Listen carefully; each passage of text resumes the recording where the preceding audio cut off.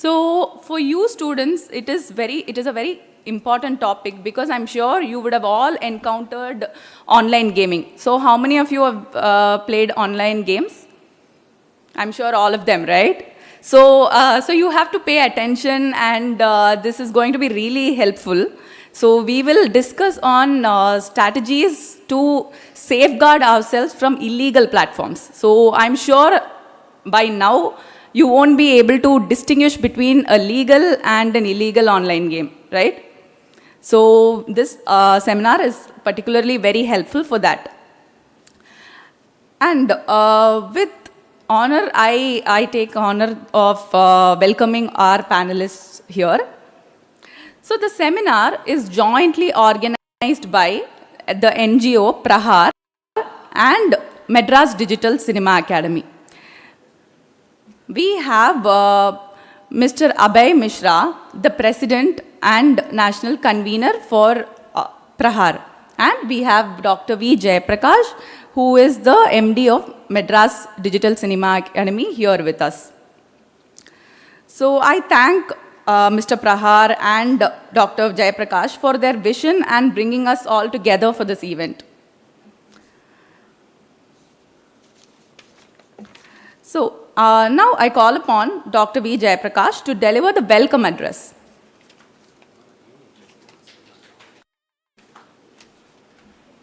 Good morning to everyone. I'm so happy to be in the dais to address you all.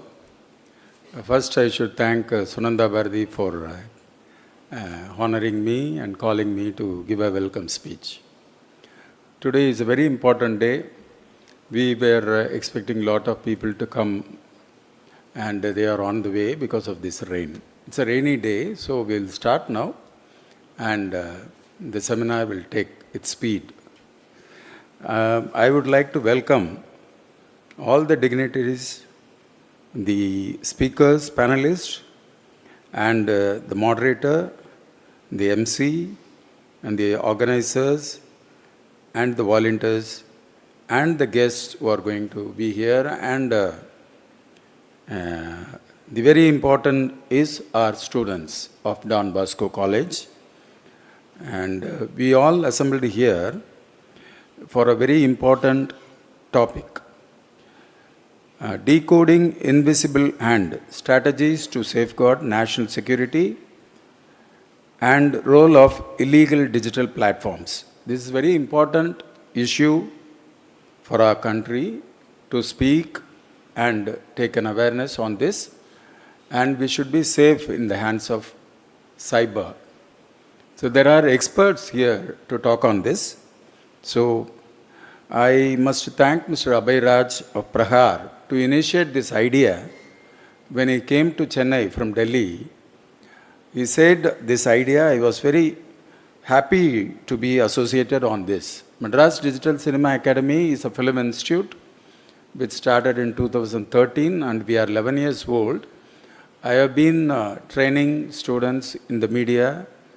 We have given more than 200 students to this industry, film industry. And this topic is very relevant today. So I said, I will join hands with you. And today it is happening now. And we have a very big coverage, press coverage today. So the session, I am also interested to hear all the experts, the intellectual speech that they are going to give. So I welcome all the people, and all the way many dignitaries have come, guests have come. And most of them are very closely associated with me, friends. And I welcome Dr. Gubendran sir. He is here from Trichy Bharadasan University. He has done his PhD in JNU. He's a proud person whom I am associated to, because every student will have the idea to be a student and do research in JNU in Delhi. So I'm happy to introduce him. He's here. And we have Mr. Balu Swaminathan. He is a cyber security person. And we have Mr. Daniel from the UN cell. He will deliver a very good thing, what is a participation in this. And we have Arun Gaurav Ram from Bharat University, Media Department. And we have many other people, or slowly they are going to come and join with us. And I'm happy to welcome all of you here. There are many press people also, students. And I take this opportunity and taken much time. Sorry, Mr. Abhiraj. Thank you. Thank you. Thank you, Mr. Jayaprakash, for the welcome address. So now I will call upon Mr. Abhay Mishra, the president of Prahar, to deliver an insightful presentation on the study conducted regarding the invisible hand with top-notch security experts. So, Prahar is an NGO which is dedicated to helping the citizens who are facing helplessness because of various issues. They have been very active in calling the government to take actions for all the helpless communities of India. They are based out of Delhi, but their social impact is felt throughout India. So I request you to come on stage, sir. Distinguished panelists, ladies and gentlemen, and the students. Today's topic is very, very interesting, very, very knowledgeable from, from the point of view of students, citizens, security personnels, and all those who love their country. Gaming sounds to be a very, very ordinary thing when we hear it. You will be surprised and shocked to know what this gaming or the digital platforms can do. What wrong, what harm these digital platforms and digital, cyber world can do to our country, to our nation. You'll be shocked to know about it. So I will be very glad to share with you a study that we conducted in Delhi amongst various highly senior security, cyber security experts and other experts. So I'll take you through that study and the findings of that study, and you'll find it very interesting and very amazing. Particularly, I want to tell the students that it is a very informative session for you, because you are the ones who would probably be the most affected lot, out of this entire chaos. So we are calling this study as Decoding the Invisible Hand. So invisible hand means there is certainly a hand which is invisible. Through this study we have tried to understand various novel ways of intrusion.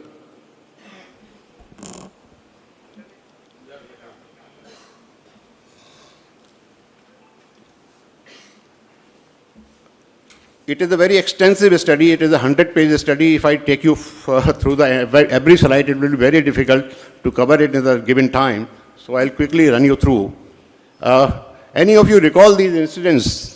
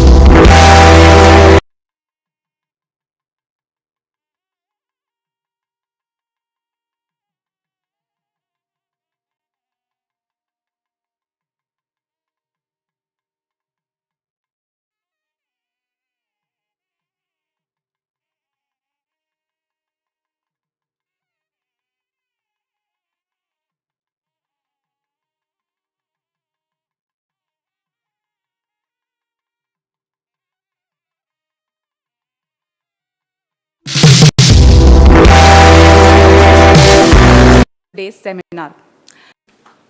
Thank Quoted that. This you for that insight. at any app which is quoted data. This is the statistics. This is the mathematics. Distinguished panelist. Thank you, Mr. Jayaprakash, for the welcome address. So now I will call upon Mr. Abhay Mishra, the Distinguished panelist, ladies and gentlemen, and the students. Today's topic is very, very interesting, very, very knowledgeable from, from the point of view of students' cyber attacks. One is people on the individual level. Individuals are duped behind such happenings in our neighborhood, and it could very, very possible that it might happen in our country too sometime.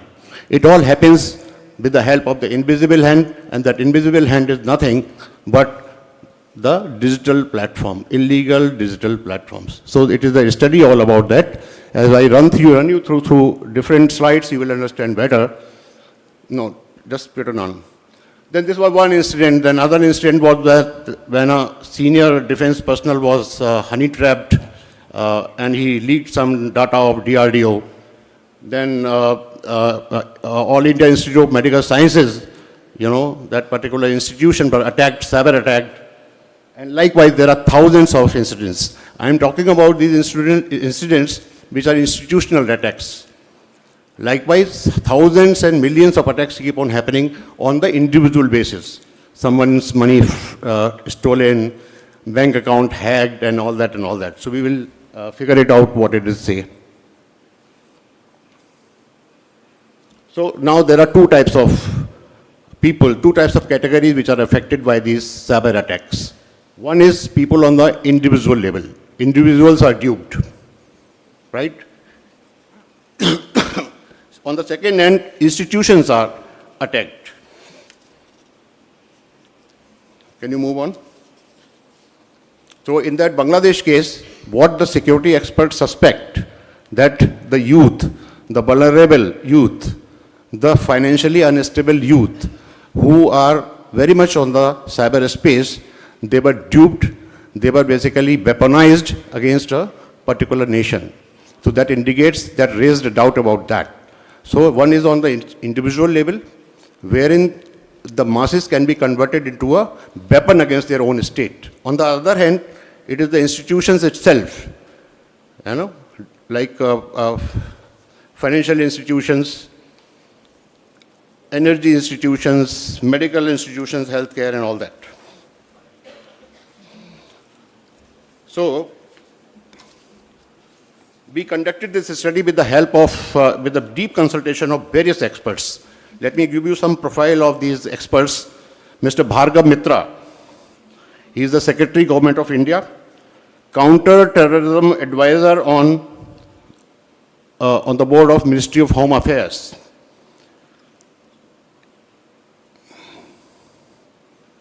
Expertise in linking cyber security with counter-terrorism strategies.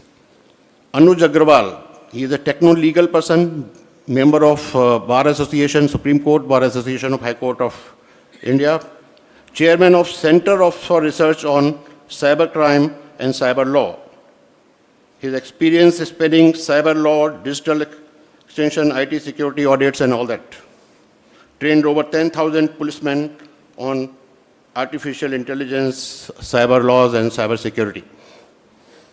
Dr. Muktesh Chandar. Dr. Muktesh Chandar is a senior IPS officer, ex-DGP of Goa, Special Commissioner of Technology Management at Delhi Police. He is a PhD in cyber security, expert in law enforcement, cyber law, critical information, and all that. Mr. Snehal Dahal. He is a criminologist. So with the deep consultation, these are the few of the experts that we consulted. We got into a serious discussion and deep discussion with them and tried to understand their point of view on everything and their opinion and their feedback. And that formed the basis of this study. So likewise, similarly, there were many others. So basis that study, we found a lot of interesting and very alarming facts about the threat that is posed by the cyber space that we live into today.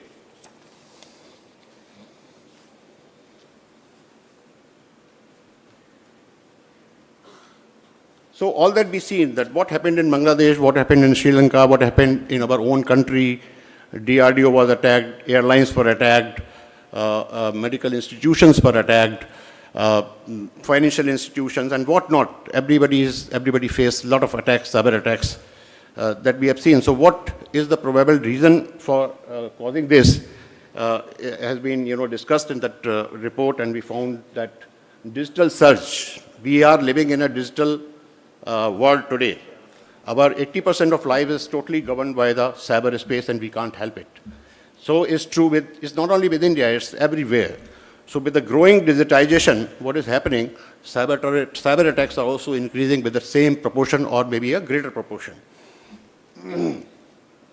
To give you some interesting data about it, in India's internet users, there are 52% of the population of India which uses internet and which is growing at a fast pace. If I tell you in numbers, then 759 million people accessing the internet, every year. We are living in a digital world. So why I'm saying this, that digital world cannot be avoided. Digitization cannot be stopped. We have already ventured into it, we are already using it, we are already living into it. So when we cannot stop digitization, any developing country or any developed country, they cannot afford to stay away from the digitization. So that is the need of the hour. So with the growing digitization, what I'm trying to say, what does the study say, that the cyber attacks are also increasing, in not that proportion, but much in many more folds, many times more than that. So now what is the challenge in front of us? We cannot stop digitization. We have to live with it. But at the same time, we have to safeguard ourselves, our country, our interests against the cyber attacks and the cyber security threats. Sorry. So what is causing this? What has caused all these cyber attacks, whether it happened in Sri Lanka or in our own country? We are living in the digital surge. Cyber security, our cyber security apparatus has not kept pace. Somehow we are not in a position, although our enforcement agencies and everything, they are doing a wonderful job, no doubt about it. Still, in comparison to the quantum of the digitization, we could not keep pace with the cyber attacks. Our cyber security forces, our cyber security ecosystem is totally incompatible in terms of safeguarding ourselves against that growing digitization and along with it growing cyber attacks. So that is one of the reasons. Then what major thing, what interesting thing we found in that study is that today the cyber security in India is being controlled by various multiple agencies. When a cyber crime happens, sometimes there are 3 or more departments are involved into it. If it is a financial fraud happened somewhere, then the finance ministry is involved, home ministry is involved, and of course, Ministry of Electronics and Technology is also involved. So this scattered way of handling the cyber security is perhaps, making us little weak in that area, and make us totally, absolutely, it doesn't put us in the same pace as the cyber fraudsters are doing. Okay, so we will talk about it later, that what were the recommendations of the experts on that front.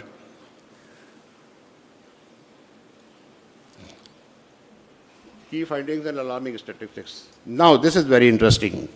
And this is the research says, and it is already a documented data. It is already established. It is there. It has been in the media. It has been published. It is there in the records. That if this pace of cyber attacks is not checked, is not stopped, and if it goes unchecked,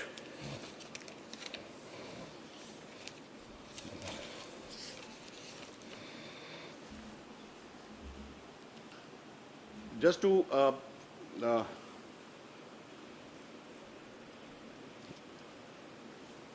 as per the statistical projections of the study that we conducted, and some of the data which is already available in the public domain, in India, 79 million cyber attacks were recorded in 2023. And these cyber attacks kept increasing during 2024. And to shock you, in the first 3 months of the quarter of this year, 2024, this 79 million cyber attacks reached to 500 million cyber attacks. This is the reported data. This is the statistics. This is the mathematics. There is no hypothesis in this. This is nothing hypothetical. This is a real thing. These 500 million incidents occurred and they were blocked by our Indian authorities. Means people were there who were readily sitting out there to attack us. 500 million thing happened. If we go by this pace, if it goes unchecked, then the statistical projections that this study carries out is that by 2033, there would be 1 trillion cyber attacks per year in India. If it continues to grow with the same speed, same pace, and if it goes unchecked, if we do not do anything about it, then the cyber attacks would be in numbers 1 trillion per year. With the same proportion, by 2047, when India turns 100, this number will exponentially grow to 17 trillion. I am again repeating, if we do not act now to prevent this to happen.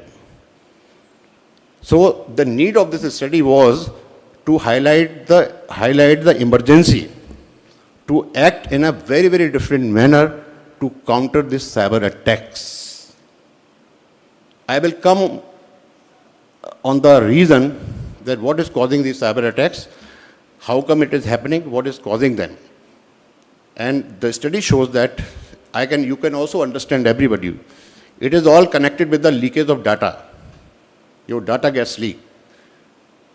When the DRDO's official was honey-trapped and his systems was hacked, it was a data leak. So data gets leaked through various modes and everything. All of you students are sitting here, use the smartphone, right? You use various apps. So every time you use an app, your data is being shared. There is somebody who is keeping a watch on you always. And they use your data, misuse your data, whatever they do it, that we will discuss later on. But probably the leakage of data is the biggest reason behind all these cyber attacks, and it is increasing day by day in India. So India needs to act in a very super cop mode now, because it is an extraordinary situation, and any extraordinary situation cannot be dealt with ordinary and ordinary measures. So we need to have some kind of special measures to counter this, to combat this. Now, in the study, with the consultations of various experts and everything, we found that, I discussed with you the reason behind cyber attacks, it is the data leak. In that entire study, we found that there are 1,000 types of apps we are using it. If you buy a mobile phone, China-made mobile phone, it comes inbuilt with 50 apps at least. So there are 100 types of digital platforms operating in India. They are there. Out of all of this, the biggest threat of data leakage was from the illegal digital gaming and gambling betting apps. When I say illegal betting and gambling apps, means all illegal foreign apps which are there in your system, which you do not know. I will again talk about it a little later, because we conducted another study amongst the youth to understand whether they are able to distinguish between legal or illegal or not. So I'll come to that in a short while.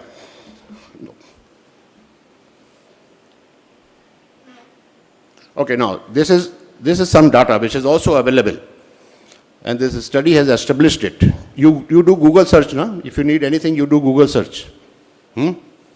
A good hotel in Chennai, if I want, yesterday I wanted to have a North Indian food, so I searched a North Indian restaurant in Chennai. So for everything nowadays we use Google. And in the Google thing, you have a record, like what word, what phrase, what sentence, what article was searched, how many times. So, if we go by the Google data,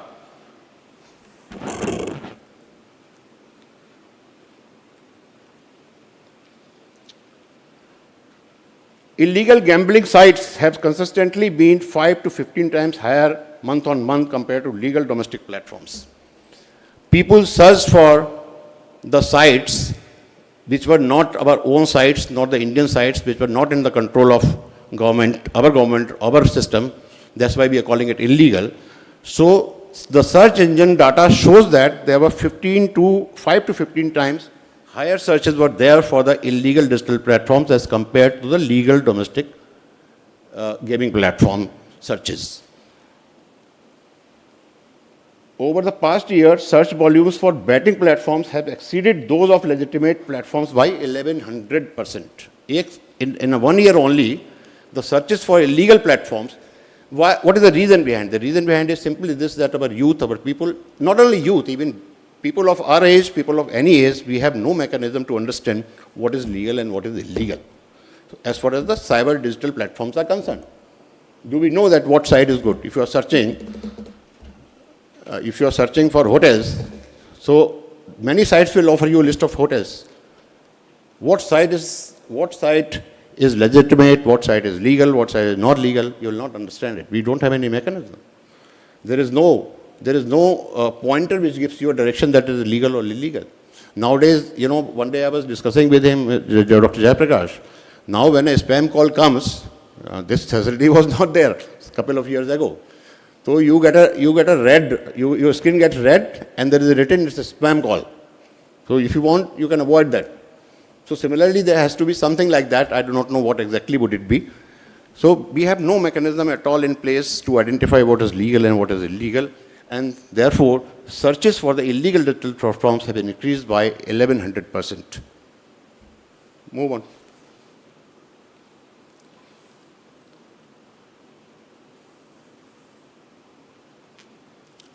Now, this was the study and this was the statistics which was revealed by the study that we conducted in Delhi with the deep consultation of various security experts.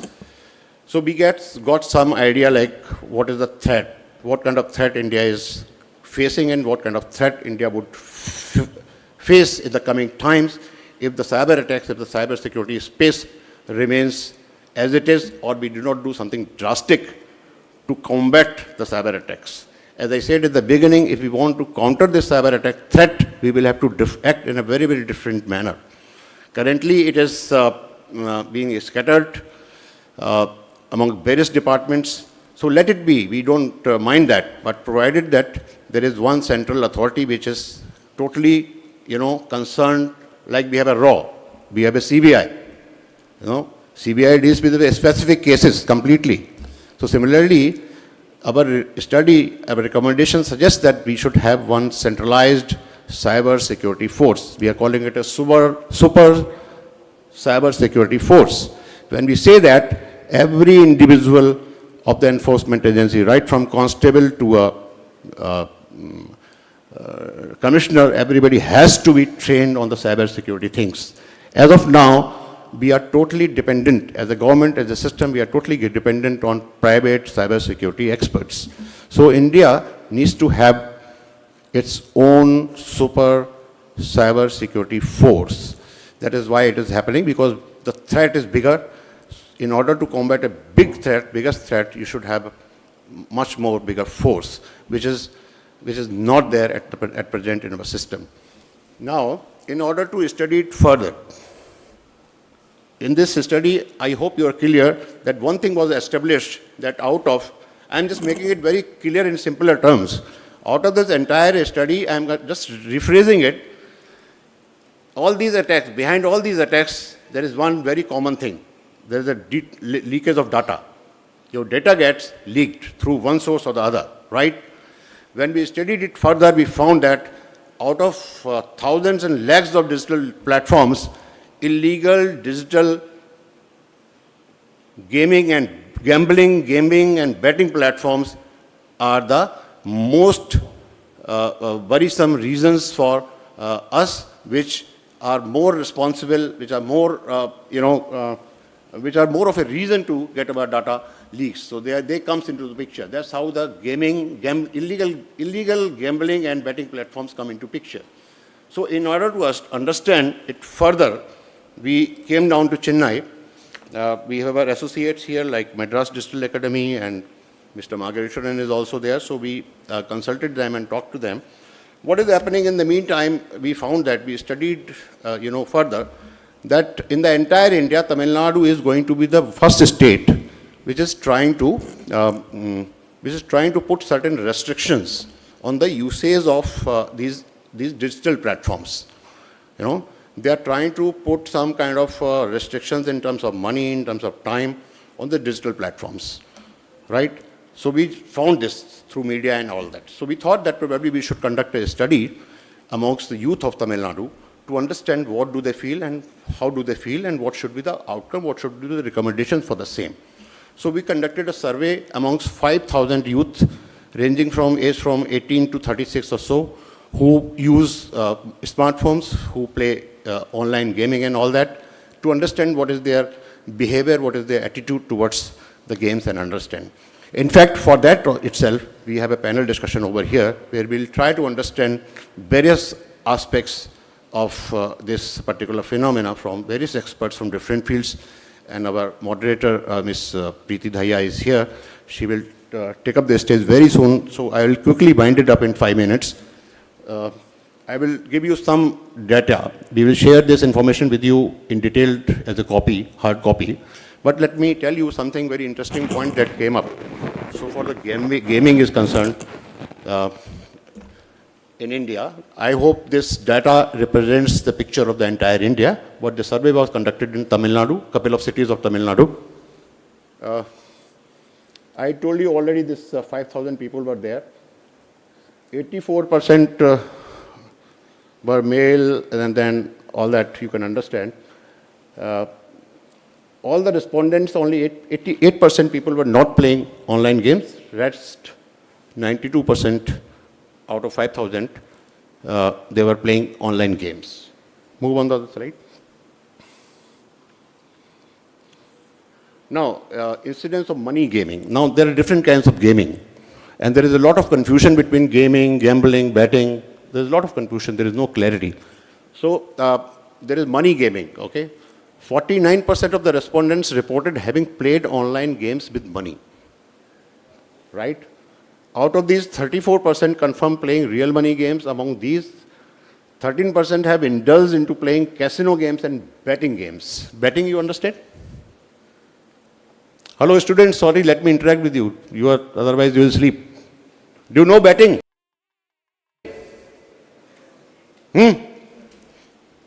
Anybody knows betting?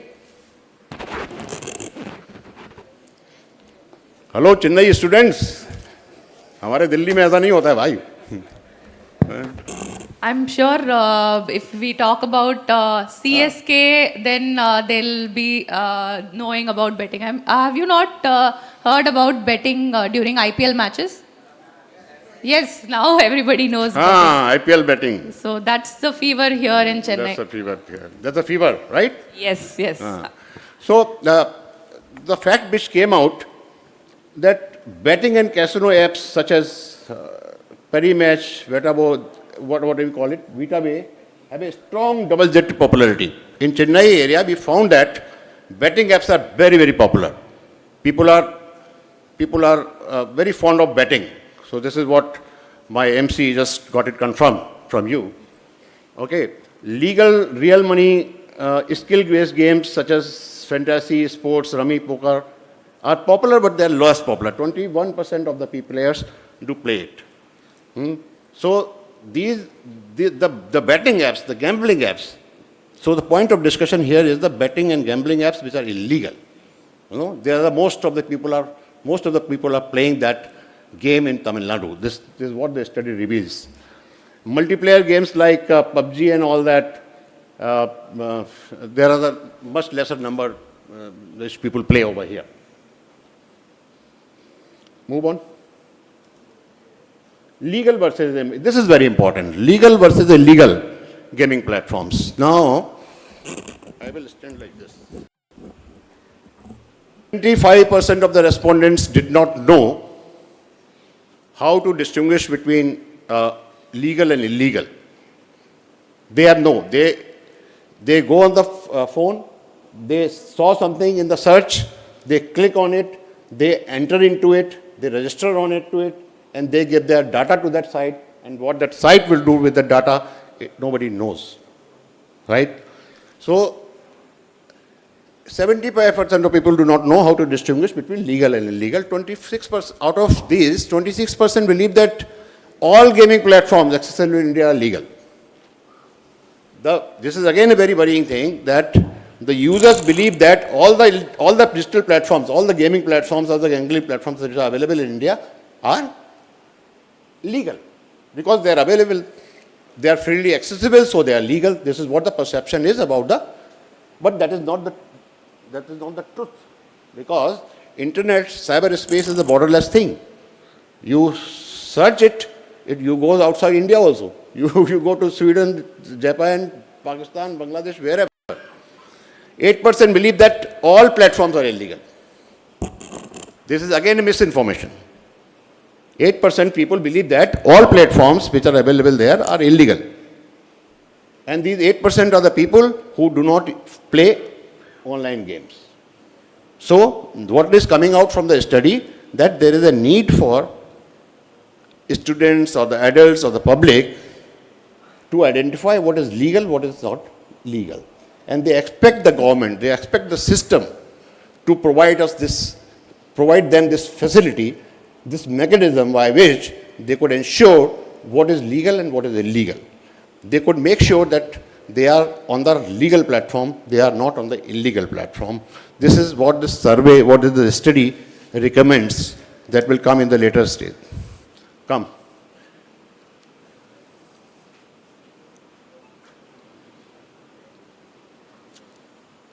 Now, this question was asked to them. If you believe you can identify legal from illegal gaming platforms, how do you usually do that? So 10% people say by terms and conditions we know it. Friends and family tell them that was legal or illegal. 19% people say. Awareness videos, 15% say. Advertisements, 49% say. So advertisement here has a lot of role to play. So according to them, they identify legal from illegal gaming platforms by the way of advertisements only. This proves that those who claim to know how to find out the legality of an online gaming platform cited highly unreliable and bogus methods of identification. So it is a bogus awareness that we are trying to create. Actually, they have no mechanism to distinguish between legal and illegal. That is the most worrisome thing. Government responsibility. This is again very, very important. When asked as to whether the government or the state should take the responsibility for specifying how to identify a legal online gaming platform, a whopping 65% feel that it is indeed a responsibility of the state. This point should be noted very clearly, that 65% of the respondents believe that it is the duty of the government, it is the duty of the system, the enforcement agencies, the cyber security experts, that they should clearly define, they should clearly educate the adults that what is legal and what is not illegal. They themselves were not able to distinguish between legal and illegal. They believe that if somebody means the government should come, government should help us and identify that this is legal, this is not illegal. Clearly. 65% of people say. 75% I told you, they did not have any idea as in how to distinguish between legal and illegal.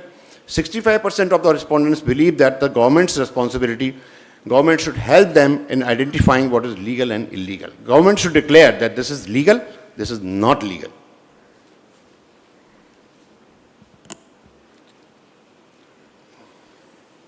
Now, view on restrictions. Now, we also asked them a very sharp question.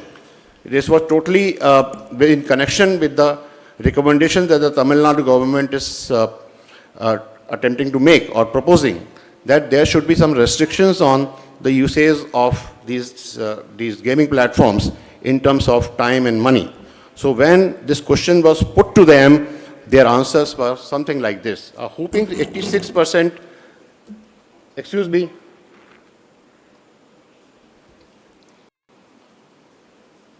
so their views on the restrictions were as this. Whooping 86% respondents are against state government attempting to impose fixed limits on time and money in the online games.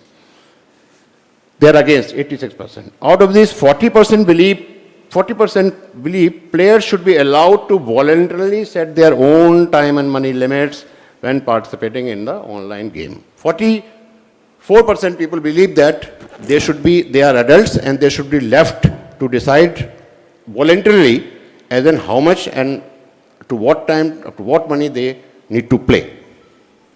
Another 24% felt that government should at least make it mandatory for the operators to ensure players set their own voluntary limits on time and money before they can even begin to play. This is again very, very interesting. 24% people feel that government should make it mandatory for the platforms. Who? Government should make it mandatory for the platforms that when they, even before they allow someone to use their platform, it should be mandatory for the person who is registering to set this limit beforehand. So this is what has come out on this particular proposition. Recommendations of experts. What experts overall recommend? Augment cyber defense system. Now this is a summary and this you should listen. Some from the media, some gentlemen are here from the media. So this is what the experts recommend. Augment cyber defense infrastructure.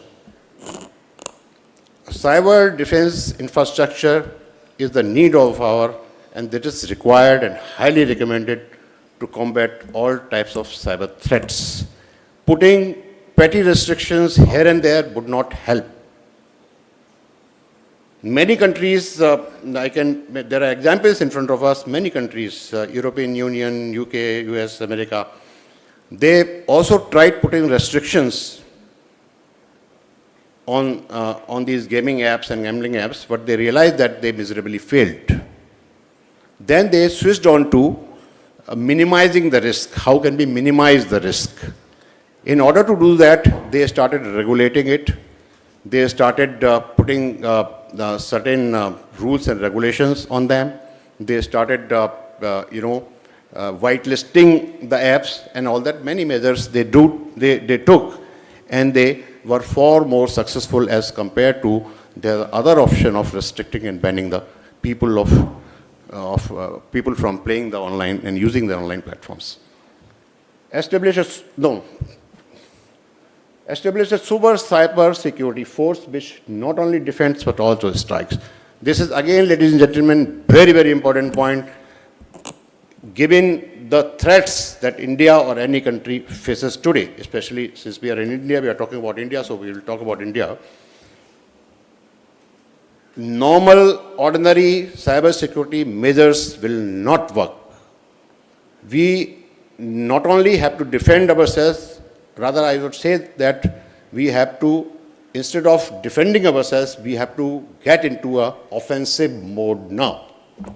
Only then these cyber attackers will take us seriously when there is strike back, when the retaliatory measures are so forceful that they should be little wary of attacking India and all that.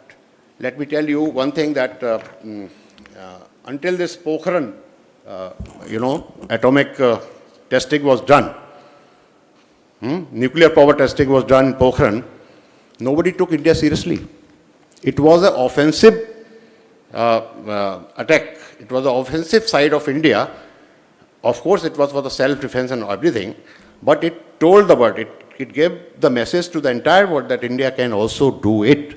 So similarly, on the similar lines, in the cyberspace, in the cyber space ecosystem, India now needs to get into a very, very offensive mode.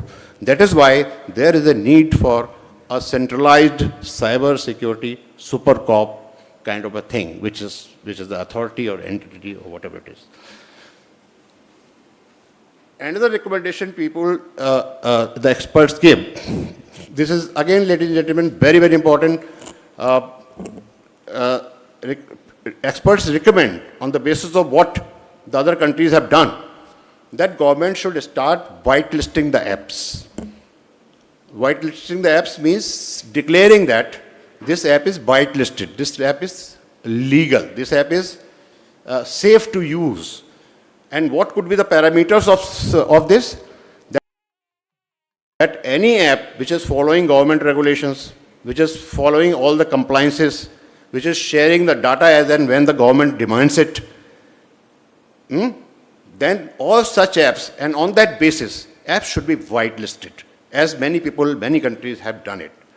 So any app now which is not whitelisted is obviously becomes an illegal app. So it becomes easier for the users to identify between legal and illegal apps. So this is one of the major recommendations that has come out of this study. Third thing is what this study shows and indicates, and on that basis, the recommendations experts recommend that empower players to make their choices, enable digital natives to control their own gameplay to stop them from going underground. This is very, very sensitive in terms that when you restrict the youth, when you restrict anybody from doing anything, they find, it is a very, very common phenomena, they find alternate routes. If you prohibit your own kids, put them restrictions, they'll find another ways to migrate to some other illegal, more harmful, more disastrous platforms, which are neither in the government control nor in the control of the user. So that is again very, very detrimental from the point of view of national security. So that is why we say that, that is why the experts believe that these 5 points should be considered, should be recommended to the governments and authorities. So for the cyber security is concerned, I repeating it, we need a cyber defense ecosystem. Excuse me. Establish a super cyber security force, whitelist the apps, and then last but not least, don't put undue restrictions, but undue temporary restrictions won't help. Rather, they are going to be detrimental in terms that then the users in that case might migrate to other illegal platforms which are neither in the government's control or not in the, these are all offshore control, will migrate. For example, I give you an example. How many of you know cryptocurrency? Cryptocurrency, you know crypto? Any of you? Students, wake up, good morning. Cryptocurrency, you know? Student, bitcoins. Bitcoin, oh, she knows how to communicate with them. Their language, we are from Chennai, so we understand ourselves. Bitcoin, Ethereum. Ethereum, yes. No, there was one was very common, very popular. What is Elon Musk used to advocate for? What do you call it? Shibu coin, wow. So he is very aware of that. Shibu coin, then Doji coin and all that. So what happened? So for that, this regulation on cryptocurrency is still under consideration, is still under, lying somewhere under the cover since last 4 days. What the government of India did, excuse me, please don't disturb, I mean, you're disturbing.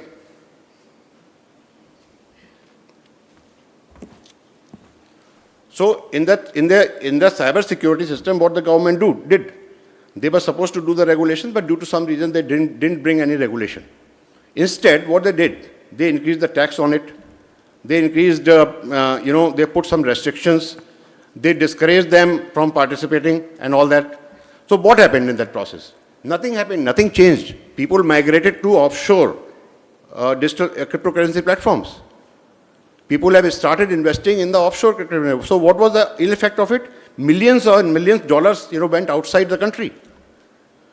And those who are playing, those who are able to bear that burden of the taxation are still playing, are still investing in the cryptocurrency. So what I'm trying to say, that undue temporary restrictions or some kind of, putting a bottlenecks would not help.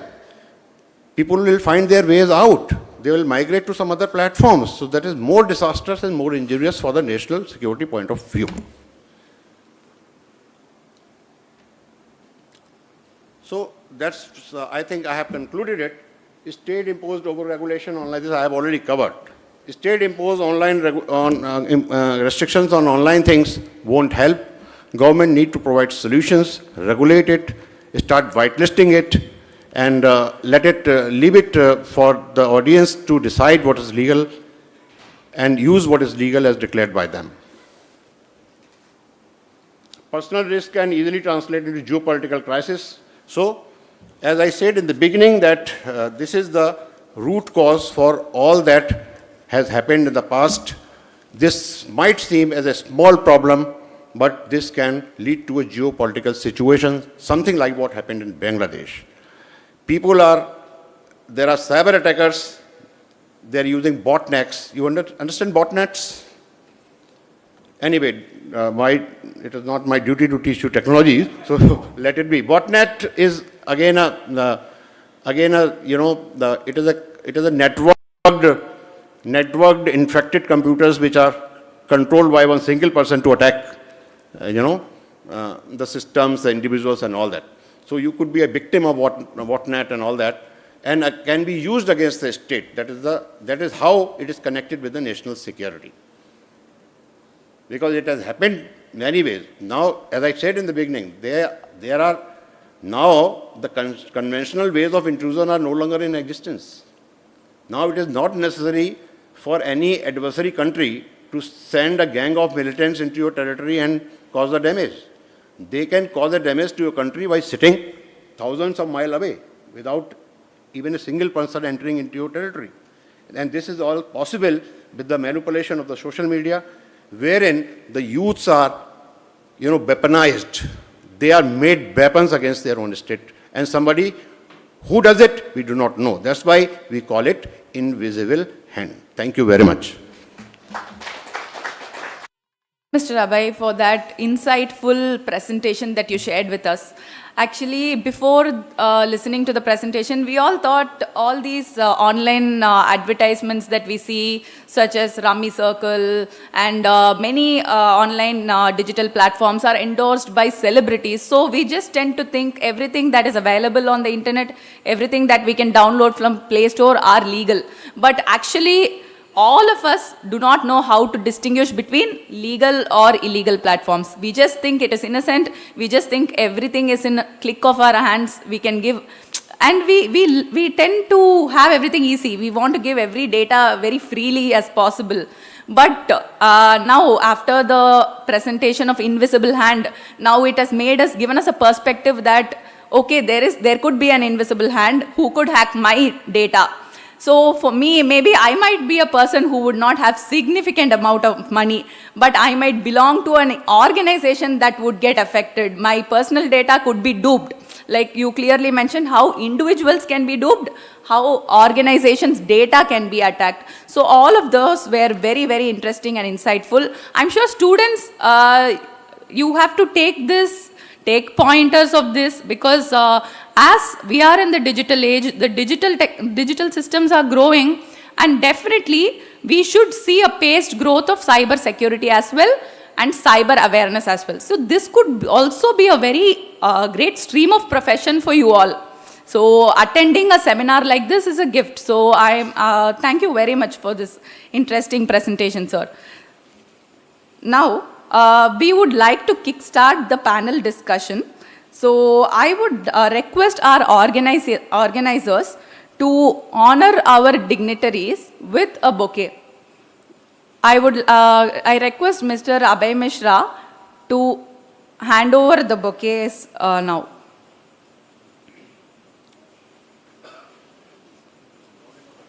Okay, and we can invite them to the panel. Yes. Yes. Yes. Please, sir, I request you to join us here to present the bouquets to them.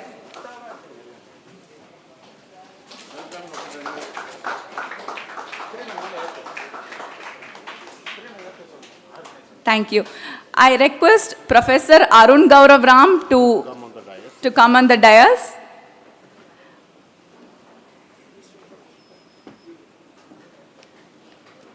Request you to present a bouquet.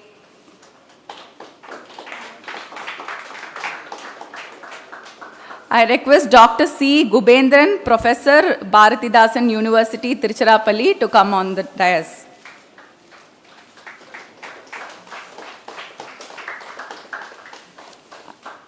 I request Mr. Balu Swaminathan, Additional Superintendent, Cybercrime Secretary, Cyber Society of India, to come on stage, please.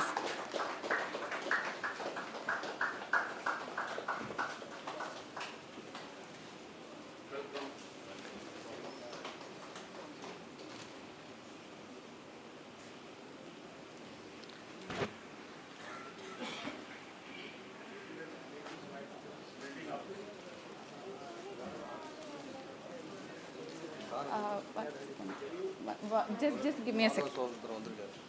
Okay.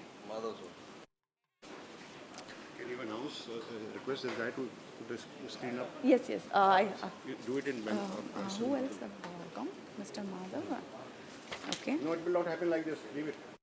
Criminologist to honor the stage. This to be up. It's not coming. I have the remote. The remote. Yes, I have the remote. Yes. Go fast. Come, please. Stage, please. I wanted this screen to go up actually.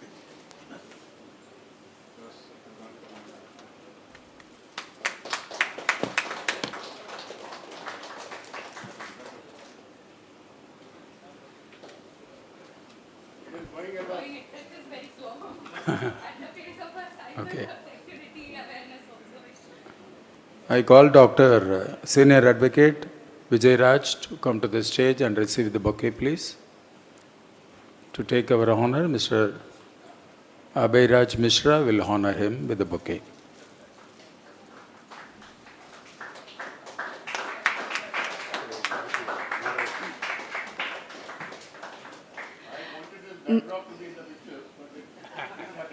We'll get more pictures, definitely.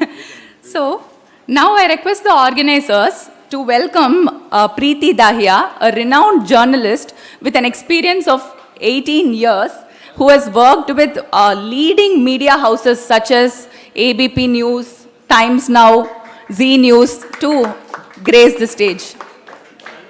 Welcome, Preeti.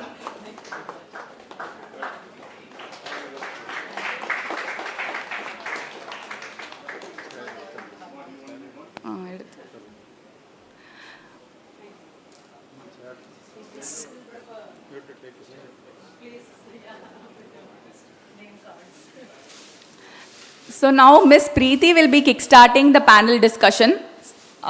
We have all our experts here. So yes, I'm handing it over to Preeti Dahiya.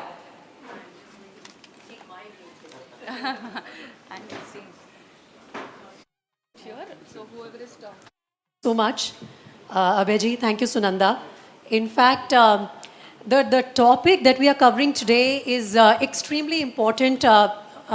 Abhayji has already put this in perspective. What exactly is the invisible hand that we are trying to decode, and what could be the strategies really to safeguard national security and role of foreign digital platforms, illegal foreign digital platforms.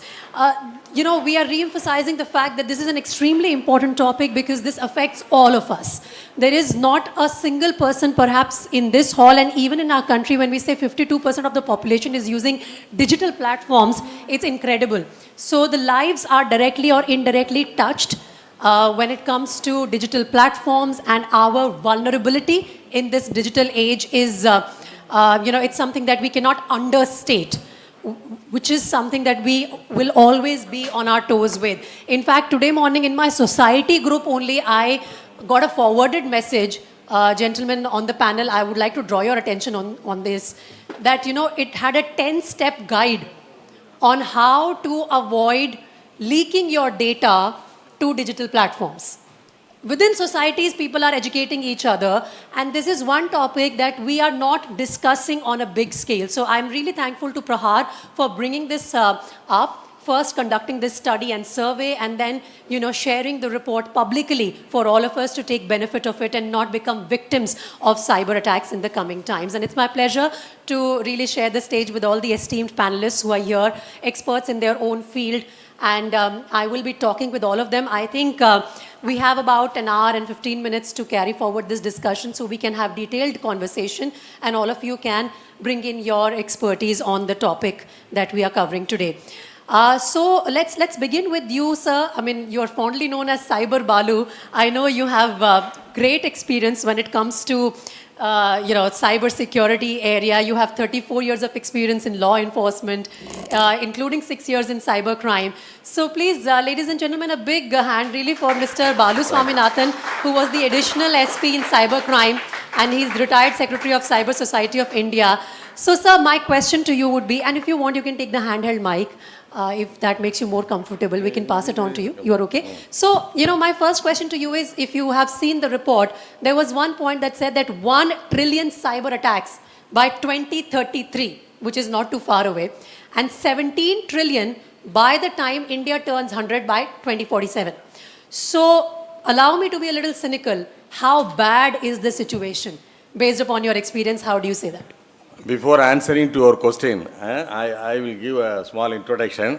I will go, actually, the participant is more important than organizers. உங்களுக்கு தமிழ் தானே தெரியுமா? தமிழ் தெரியுமா? நான் தமிழில் பேசுகிறேன்.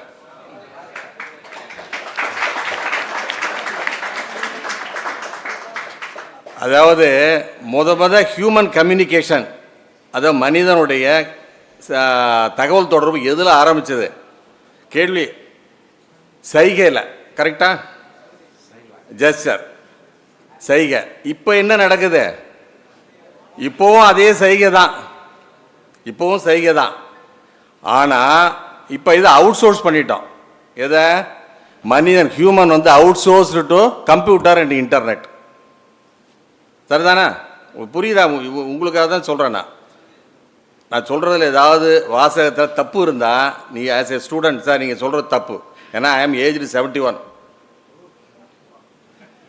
I have retired 2010. என்ன பழைய சுண்ணாம்பு டப்பா எடுத்துகிட்டு இது பண்ண வேணும்னு சொல்லக்கூடாது. நான் அப்டேட்டாக படிச்சுக்கிட்டு தான் இருப்பேன். அதுக்கு தான் ஐ ஆம் மிங்கிலிங் வித் ஸ்டூடெண்ட்ஸ். இந்த ரெண்டு இது எதுக்கு சொல்கிறேன்னாக்கா, முதல்ல human communication direct I to I contact. அப்போ ஃப்ராடு இல்லை. இப்போ கம்யூனிகேஷன் அவுட் சோர்ஸ் பண்ணிட்டோமா? இப்போ மேடம் சொன்ன மாதிரி நைஜீரியாவிலேருந்து நம்மளை ஏமாற்றலாம். இப்போ என்ன இல்லைன்னாக்கா ஐடென்டிட்டி போச்சு, இன்விசிபிள் ஹேண்டுன்னு சொல்கிறாங்கல்ல. இப்போ என்னென்னா ஒரு குற்றம் செய்யணும்னாக்க குற்ற ஜாகாவுக்கு வர வேண்டியில்லை. சரிதானே? நான் உங்களை ஏமாற்ற நினச்சா நான் வர வேண்டியில்லை, அவர் சாரோட ஐடென்டிட்டியை வச்சு நான் பண்ணிடலாம். அப்போ ஐ ஆம் சேஃப். யார் சேஃபு? குற்றவாளி சேஃபு. ஃபஸ்ட்டு 2004 ஒரு கேஸு நான் இன்வெஸ்டிகேட் பண்ணி அது கன்விக்ஷன் ஆச்சு. இப்போ இந்த ஐடென்டிட்டி தெரியலேங்கிற ஒரு இது இருக்கும்பொழுது என்னென்னாக்க, இப்போ நம்ம ஒரு மனிதன் ஏன் குற்றம் செய்யாமல் இருக்கான்? நான் ஏன் குற்றம் செய்யாமல் இருக்கேன்னாக்க, நான் மாட்டினா தர்ம அடி விழும். ஒன்று போலீஸில் பிடிச்சி ஜெயிலில் போட்டுருவாங்க. இப்போ இவனுக்கு சேஃபு. இப்போ இந்த ஒரு ஆஸ்பெக்டை இப்போ எல்லோரும் சொன்னாங்கல்ல, இப்போ ஒன்று கேம்பிளிங்கை மட்டும் எடுத்துக்கிட்டீங்க, இதில் டேட்டா திருடுனது. இப்போ என்னன்னாக்க ஃபிசிக்கல் வேர்ல்டில் பிஃபோர் டிஜிட்டல் என்ன நடந்ததுன்னு சொன்னாக்க, மனிதன் அஃபென்சஸ் எகென்ஸ்ட் மென்னு, அதாவது அஃபென்சஸ் எகென்ஸ்ட் என்ன சொல்லுவாங்க, மனிதனுடைய ப்ராப்பர்ட்டி இல்லை மனிதனுக்கு காயம் ஏற்படுது, அதுதான் இந்தியன் பீனல் கோடு எல்லாம் இருக்காங்க. இப்போ என்ன நடக்குதுன்னா அஃபென்சஸ் எகென்ஸ்ட் இன்ஃபர்மேஷன், இன்ஃபர்மேஷனை தேடுறது. இன்ஃபர்மேஷன் தான் ப்ராப்பர்ட்டி. சரிதானே? இப்போ இதுக்கு என்ன பண்ணலாம்?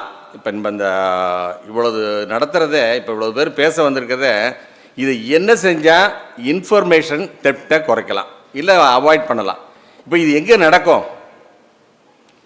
இது என்னென்னா டிஜிட்டல் என்ன ஆச்சுனாக்கா குளோபலே இணைச்சிடுது. கனெக்டடு குளோபல், கரெக்டாக? இதில் ஏதாவது லாங்குவேஜ் இருக்கா? குளோபலே இணைச்சிடுது. வேறு யார் குளோபலை இணைச்சிருக்குன்னா கிரிமினல் குளோபல் ஜூரிஸ்டிக்ஷன் இருக்குது. போலீஸுக்கு இருக்கா? சட்டத்துக்கு இருக்கா? எதுக்குமே இல்லை. நான் 2005 ஒரு மும்பையில் ஒரு கான்ஃபரன்ஸ் அட்டன் பண்ணேன். அப்போ என்ன சொன்னேன்னாக்க, இந்த இது மொபைல் ஃபோன் இருக்குல்ல, மொபைல் ஃபோனுக்கு டைரக்டர் கிடையாது, அப்போ இப்போவும் கிடையாது. ஆனால் லேண்ட்லைனுக்கு டைரக்டர் இருக்குது. சாதாரண இப்போ எல்லா சீட்டிங்கும் எதில் வருது? மொபைல் ஃபோனில் தான், ஃபோன் மூலமாக தான் வருது. இப்போ இதுக்கு டைரக்டர் வந்து, இப்போ நான் பாலுன்னாக்க, நீங்கள் உங்களுக்கு கால் வரும்போது பாலுன்னு வந்தாக்க, ஓ இவர் போலீஸ் ஆஃபீஸர், இவர் ஏமாற்ற மாட்டார், உஷாராக இருந்துக்கலாம். இப்போ அந்த இது இருக்கா? இல்லை. எதுக்கு சொல்ல வந்தேன், ஃபஸ்ட்டு கேஸ் சுகாஸ் கட்டி கேஸ்ன்னு கன்விக்ஷன் ஆச்சு. அந்த கேஸில் என்னென்னாக்கா, அவன் எந்த கம்ப்யூட்டரை யூஸ் பண்ணி அஃபென்ஸ் பண்ணானோ அதனுடைய ஐபி அட்ரஸ் எனக்கு வந்துடுது. நான் உடனே மும்பை போனேன், அரெஸ்ட் பண்ணேன், கேஸ் போட்டேன். அப்போ என்ன வச்சுன்னா, இப்போ வந்து ப்ரைவேசிங்கிறாங்க. இப்போ சட்டமெல்லாம் லாஸ் ஆர் எல்லாமே favourable to the accused. Already நம்ம டிஜிட்டல் கம்யூனிகேஷனு அக்யூஸ்டுக்கு ஃபேவரபுளாக இருக்குது. ஏன்னா குளோபல் ஜூரிஸ்டிக்ஷன் பண்ணிடுறான். இப்போ இதை வந்து ப்ரைவேசின்னு சொல்லிட்டு மொபைல் டைரக்டர் வைக்க மாட்டேங்கிறாங்க. ஐபி அட்ரஸ் வச்சா இப்போ என்ன பிரச்சனைனாக்கா, அந்த சிஸ்டத்தோட ஐபி வராது. இப்போ அங்கேருந்து நைஜீரியாவிலேருந்து ஒரு ஏமாத்துறான்னு வச்சுங்களேன், நான் ஐபி அட்ரஸை பார்த்த விட அந்த கூகுளில் தான் கேட்கணும். கூகுள் வந்து இங்கே இல்லை. இப்போ அது இந்த இது பூராவை எந்த இதாக இருக்கட்டும். இப்போ ஜூரிஸ்டிக்ஷன் வந்து அவன் எங்கே வச்சுருக்கான், ஃபாரினில் இருக்குது. இப்போ இதுக்கு நான் கோர்ட்டு மூலம் ரிக்வஸ்டேஷன் போகணுன்னா கூட இதில் டைம் எடுக்குது. அப்போ கிரைம், இப்போ இந்த கேம்பிளிங்கை விட எந்த இன்ஃபர்மேஷன் தெப்ட் ஆகணும்னா global law, global police, global coordination இருக்கிற வரைக்கும் இருந்தால் தான் நடக்கும். இப்போ மேடம் கேட்ட யுவர் கொஸ்டின் இஸ் ஒய் இன்க்ரீஸ்னாக்கா ஆட்டோமேட்டிக்கலி அது இன்க்ரீஸ் தான். பட் யூசேஜ் இன்க்ரீஸ் ஆகும்போது கிரைம் இன்க்ரீஸாக தானே ஆகும், கரெக்டா? ஆனால் இப்போ இந்த கிரைம் இன்க்ரீஸ் ஆகிருக்குன்னு சொல்கிறாங்களே, ஸ்டாட்டிஸ்டிக்ஸ் உண்மையாக இருக்கா? நான் எங்கே போனாலும் இதை ஒன்று சொல்கிறது, do not hesitate to give a complaint சொல்கிறது. இப்போ யுவர் மொபைல் மிஸ்ஸிங் எதாக இருந்தாலும் சொல்லி நீங்கள் கம்ப்ளைண்ட் பண்ணால் தான் அது வந்து ஒரு டேட்டா பேஸில் வரும். அது போலீஸ் வந்து ரிஜிஸ்டர் பண்ணணும், அப்போ தான் டேட்டா பேஸில் வரணுங்கிற. இப்போ ஸ்டாட்டிஸ்டிக்ஸை எடுத்து பார்த்தா கூட is not at all a real statistics, true ஸ்டாட்டிஸ்டிக்ஸே கிடையாது. பட் இருந்தால் கூட இப்போ வந்து இன்டர்நெட் சைபர் கிரைம் அதிகமாக இருக்குது. அப்புறம் இன்னும் மற்ற இது என்னென்னாக்கா, சிச்சுவேஷனை ஒரு எந்த மனிதனும் நல்லவன் தான். ஆனால் எல்லாருமே வந்து சிச்சுவேஷன் பேஸ்டு தான். இப்போ முதல்ல எப்படின்னாக்கா, இப்போ திருட்டு எப்போ நடக்கும்? இருட்டில், அதான் நைட்டில் தான் திருட்டு நடக்கும். ஏன் நம்ம நைட்டில் நடந்ததுன்னா, இப்போ ஐடென்டிட்டி அப்போ தான் தெரியாதுன்னு. இப்போ எப்போ நடந்தனாலும் சைபர் கிரிமினலை எப்போ வேணாலும் செய்யலாம். அதனால் கிரைம் இன்க்ரீஸ் ஆகிட்டே இருக்கும். இப்போ இதுக்கு ஒன்றுக்கும் நான் சொன்னேன்ல, முதல்ல ப்ரைவேசின்னு சொல்லிட்டு ஒவ்வொரு சட்டமும் அதுக்கு பேஸாகவே போகுது. அதுக்கு பேஸாக கிரிமினலுக்கு ஃபேவராக போகும்போது நமக்கு எதுவும் பண்ண முடியாது. அந்த even 1 minute. I just request you to keep it short because these are just opening comments and I have other panelists also. அதனால இந்த क्वेश्चन அவங்க கேட்ட क्वेश्चनக்கு ஏன் அதிகமா இருக்குன்னா யூசேஜ் அதிகமா இருக்கு. Thank you. Thank you so much. I don't have a counter question because I could not understand most of it. But I will welcome questions if you have. Definitely, we will take questions from our panelists later from the audience as well. But Dr. Daniel, can I come to you now? You are Senior Advisor with United Service Institution of India, which is a national security and defense service think tank based in Delhi. So, keeping the underlying tone of this discussion today, what do you think is bringing about these many cyber attacks in India? We know that our global position has, risen significantly. We are an economic powerhouse also, a developing one. Barring that, what makes our youth, this generation, so vulnerable?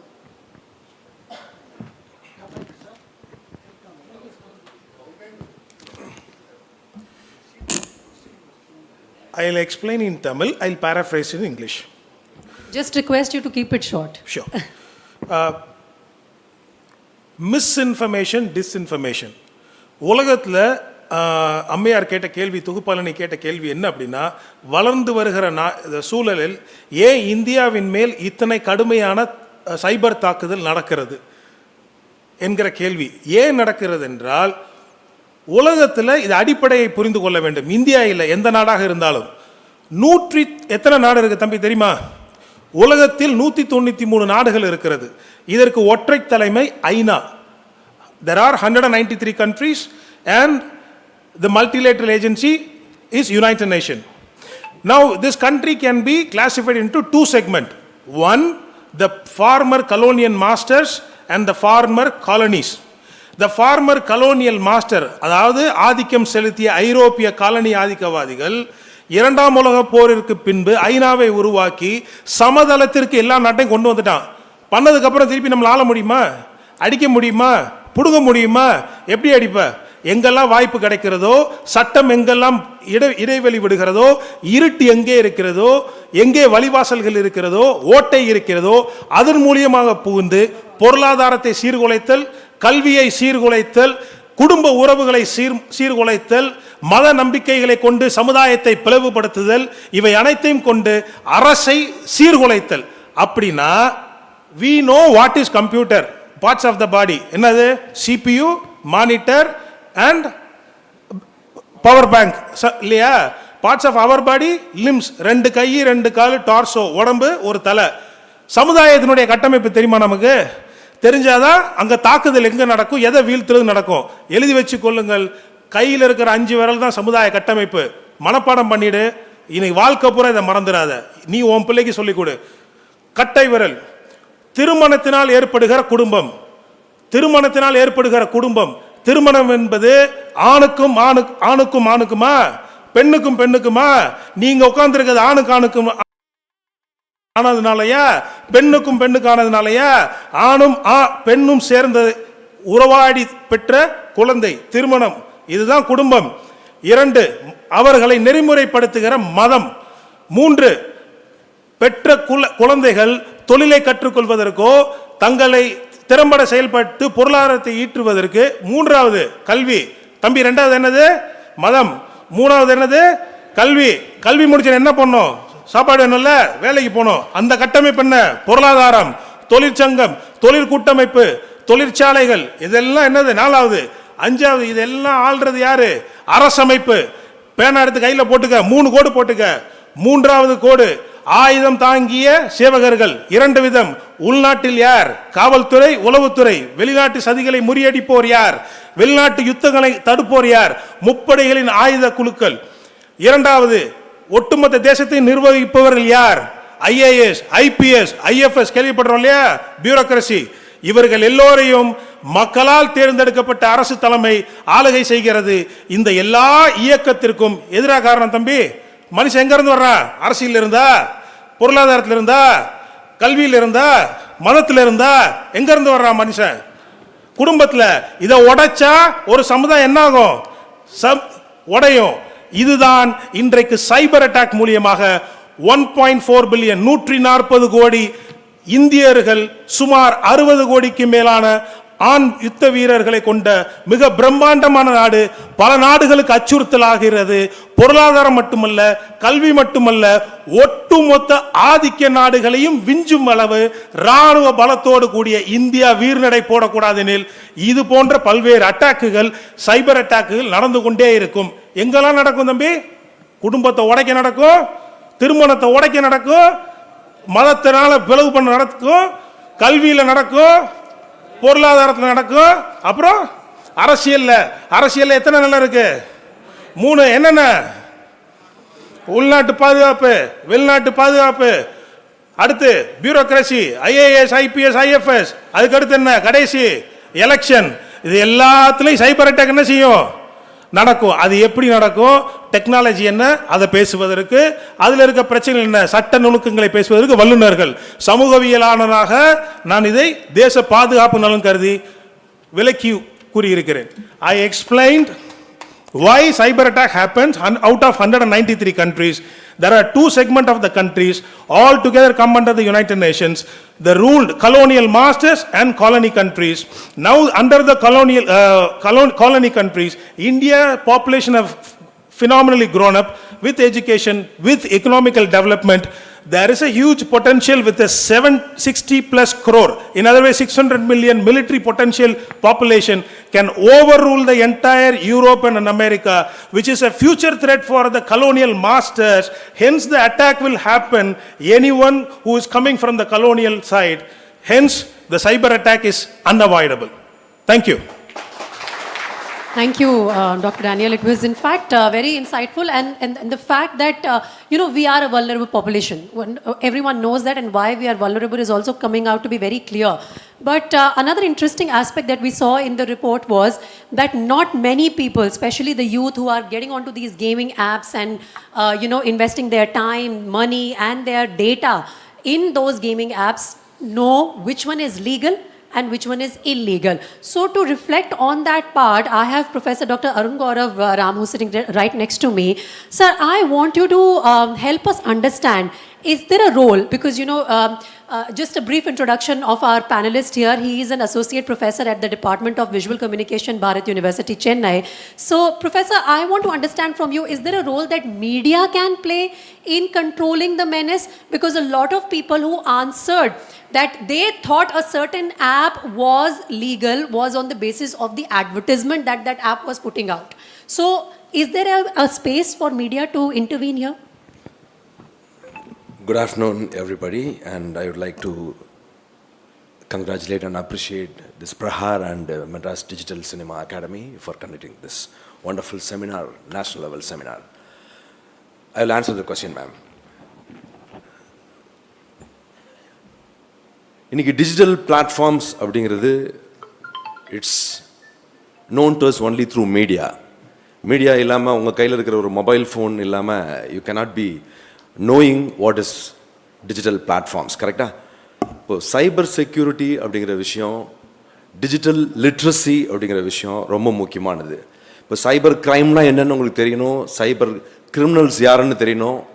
The government has to educate you via media only to get to know about, in terms of disseminating the proper and positive information about how to use these platforms. But regulations வந்து நம்ம எதிர்பார்க்குற அளவுக்கு ப்ராப்பராக இருக்கான்னு கேட்டிங்கன்னா, can you answer? Is the regulations popular are known to you? உங்களுக்கு தெரியுமா? Government வந்து only through media that can educate the masses, be it youngsters, children or parents or adults or old age people. இந்த education அப்படிங்கிற விஷயம், digital லிட்ரஸிங்கிற விஷயம் ரொம்ப முக்கியமானது. இன்றைக்கி நீங்கள் மீடியா பிளாட்ஃபார்ம்ஸில் யூடியூபர்ஸாக இருக்கட்டும், இன்ஸ்டாகிராம் ப்ரொஃபஷனல்ஸாக இருக்கட்டும், சோஷியல் மீடியா இன்ஃப்ளூயன்சர்ஸாக இருக்கட்டும், மேனேஜர்ஸாக இருக்கட்டும், அவங்க எல்லோரும் ரொம்ப பாப்புலரான பீப்புளை வந்து they are finding out. They are finding the popular people. அவங்களோட யூஷுவல் ப்ராக்டிஸ் என்னவாக இருக்கும்? தேல் பி ப்ரமோட்டிங், ஏதாவது ஒரு மெமிக்ரி பண்ணுவாங்க, மீம் கிரியேட் பண்ணுவாங்க, ஏதாவது பர்சனல் விஷயங்களை ஷேர் பண்ணுவாங்க. அவங்க ரொம்ப பாப்புலாரிட்டி கெயின் ஆகும்போது என்ன ஆகும்னா, these platforms, these illegal and invisible hands, especially from foreign countries, are penetrating. Not only from foreign countries, இந்தியாவிலேயே கூட இருக்கலாம். இன்விசிபிள் ஹேண்ட்ஸுங்கிறது you don't have to think that they are coming from far away. நம்ம ஊர்லேயே லோக்கல்லே இருக்கலாம். Sir சொன்ன மாதிரி இந்த ஐபி அட்ரஸை மாற்றி கேம் ப்ளே பண்ணலாம். So you have to be certainly aware that how they are penetrating into us. அதாவது உங்களுக்கு நீங்கள் ஒரு கிரிப்டோ கரன்சியில் ட்ரேடிங் பண்ண போகிறீங்கன்னா, கிரிப்டோ கரன்சி பற்றின அவேர்னஸ் நீங்கள் லேர்ன் பண்ணணும். It can be through physical way of learning about that through professionals, otherwise via media. நீங்கள் யூடியூபோ கூகுளோ நீங்கள் சர்ச் பண்ணி பார்க்கும்போது நிறைய விஷயங்கள் கிடைக்குது. Government, how this government has take the role of educating you na, they have to make collaboration with the digital proper platforms in the local level, national level and international level la over countries um panna vendiya vishayam. UN வந்து அதுக்கான விஷயங்களை பண்றாங்களா ப்ராப்பரா அப்படிங்கிறது நீங்க observe பண்ணணும்.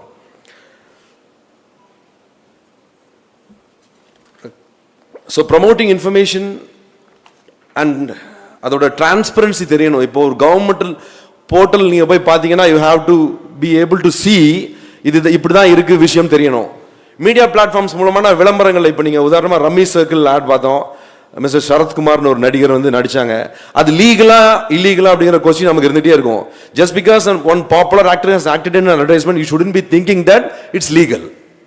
நீங்கள் ஒரு யூடியூப்ல ஒரு விளம்பரம் பார்க்குறீங்க, யூடியூப்னு சொல்லும்போது வந்து ரெகுலேட்டரி ஒரு கம்ப்ளீட்டாக ரெகுலேஷன் கீழே இருக்கானா? நோ. யூடியூப் சேனல் வந்து யார் வேணால் ஆரம்பிக்கலாம். ஒரு எக்ஸ்பீரியன்ஸ் பர்சன் ஆரம்பிக்கலாம், ஒரு நோன் பர்சன் ஆரம்பிக்கலாம், ஒரு நாலேஜ் தரவா கம்ப்ளீட்டாக இல்லாத ஒரு நபர் ஆரம்பிக்கலாம். But people are naive, youngsters are naive. எந்த விதத்தில் நைவ்னு சொல்கிறோம்? when they see them they believe. ஒரு நியூஸ் இன்ஃபர்மேஷன் ஒரு நியூஸ் பேப்பரில் வந்தாலோ, டெலிவிஷன் நியூஸ் சேனலில் வந்தாலோ, ஒரு பிரபலமான ஒருத்தர் பேசினாலோ, ஒரு நடிகர் பேசினாலோ, what is the mentality of the audience? they get to believe that it's a fact. அங்கே தான் மிஸ்இன்ஃபர்மேஷன் டிஸ்இன்ஃபர்மேஷன்ங்கிற ஒரு விஷயம் வருது. கரெக்டா? So you have to be aware that this information, misinformation, disinformation, how it is penetrating to us. அதாவது நீங்கள் வந்து ஒரு கேமிங் பிளாட்ஃபார்ம், பெட்டிங் பிளாட்ஃபார்ம் பற்றி பார்க்கும்போது ஒரு சிலரை வந்து மாடலாக நடிக்க வச்சு அவங்க கெயின் பண்ண மாதிரி காமிப்பாங்க. அண்ட் பீப்புள் பார்க்கும்போது என்ன நினைப்பாங்க, அதெல்லாம் உண்மையான விஷயம், இது மாதிரி நம்மளும் வரலாம், நம்ம கையில் ஒரு 5,000 ரூபி இருக்கு, இது ஒரு 15,000 மாத்திரலாம், 20,000 மாத்திரலாம், 1 lakh மாத்திரலாம்னு ஒரு கதை பிசிக்கல் வேலையே நடக்குது, இன்விசிபிள் வேலையே நடக்குது. And it's happening through media platforms, through this ஒரு கிரிப்டோ பிளாட்ஃபார்ம்ஸ்லேயே நடக்குது, ஃபாரெக்ஸுங்கிற பேரில் நடக்குது, ஷேர் மார்க்கெட்டுங்கிற பேரில் நடக்குது. And it's you cannot imagine, unknowingly you will be a part of it. உனக்கு ஒரு சின்ன பணம், ஒரு எமர்ஜென்சி தேவைப்படும், நீ ஒரு அன்வான்டா அதில் போய் லாக் ஆயிடுவ. So knowledge and literacy about knowing about these things are very quintessential and important is what I am trying to convey. Thank you so much. Thank you. Thank you, sir. It was great to get that perspective as well. We also have Professor P. Madhav Somasundaram, who is a prominent criminologist who's based out of our country. And sir, you hold a master's degree in criminology, have a great understanding of what is victimology. So when we talk about cyber crime, my question to you is going to be, why is it attracting the criminals? Why do they want to be cyber criminals? Is it because it's difficult to detect and very difficult to punish and get hold of them? Or is it because it's easy to implement in a population like ours, which is actively involved in these gaming apps and betting apps, and even for entertainment purposes logging online? What is the psychology of the criminals involved here who are increasingly targeting our country and our youth? Right. Good morning, friends. The question is one of the basic underlying questions of criminology, which raises this question of why do criminals commit crime. The same thing applies. Nothing changes, whether it is the flesh space, which the physical world that we all live, or in the cyberspace, the motivation to commit the crime remains to be the same. Number one, the most important thing is it is possible for me to do it. It is possible for me to commit a crime, so I commit a crime. I have got some strength. Maybe it may be my physical prowess, it may be my intelligence, maybe I understand networking skills, maybe I understand how the computers communicate with each other, maybe I understand the protocol of how the computers or internet is working, because of which I do it. Number one. Number two, எதனால் நான் வந்து சைபர் குற்றங்களை புரிகிறேன்னா, use பண்ணுறவங்களுக்கு அதுக்கு தேவையான ப்ரோட்டோக்காலை அவங்க பயன்படுத்துகிறாங்களா? See, for example, when I leave, you ask Mr. Balu, who has spent his entire service in the police force, கதவை திறந்து போட்டால் திருட வரதான் செய்வான்.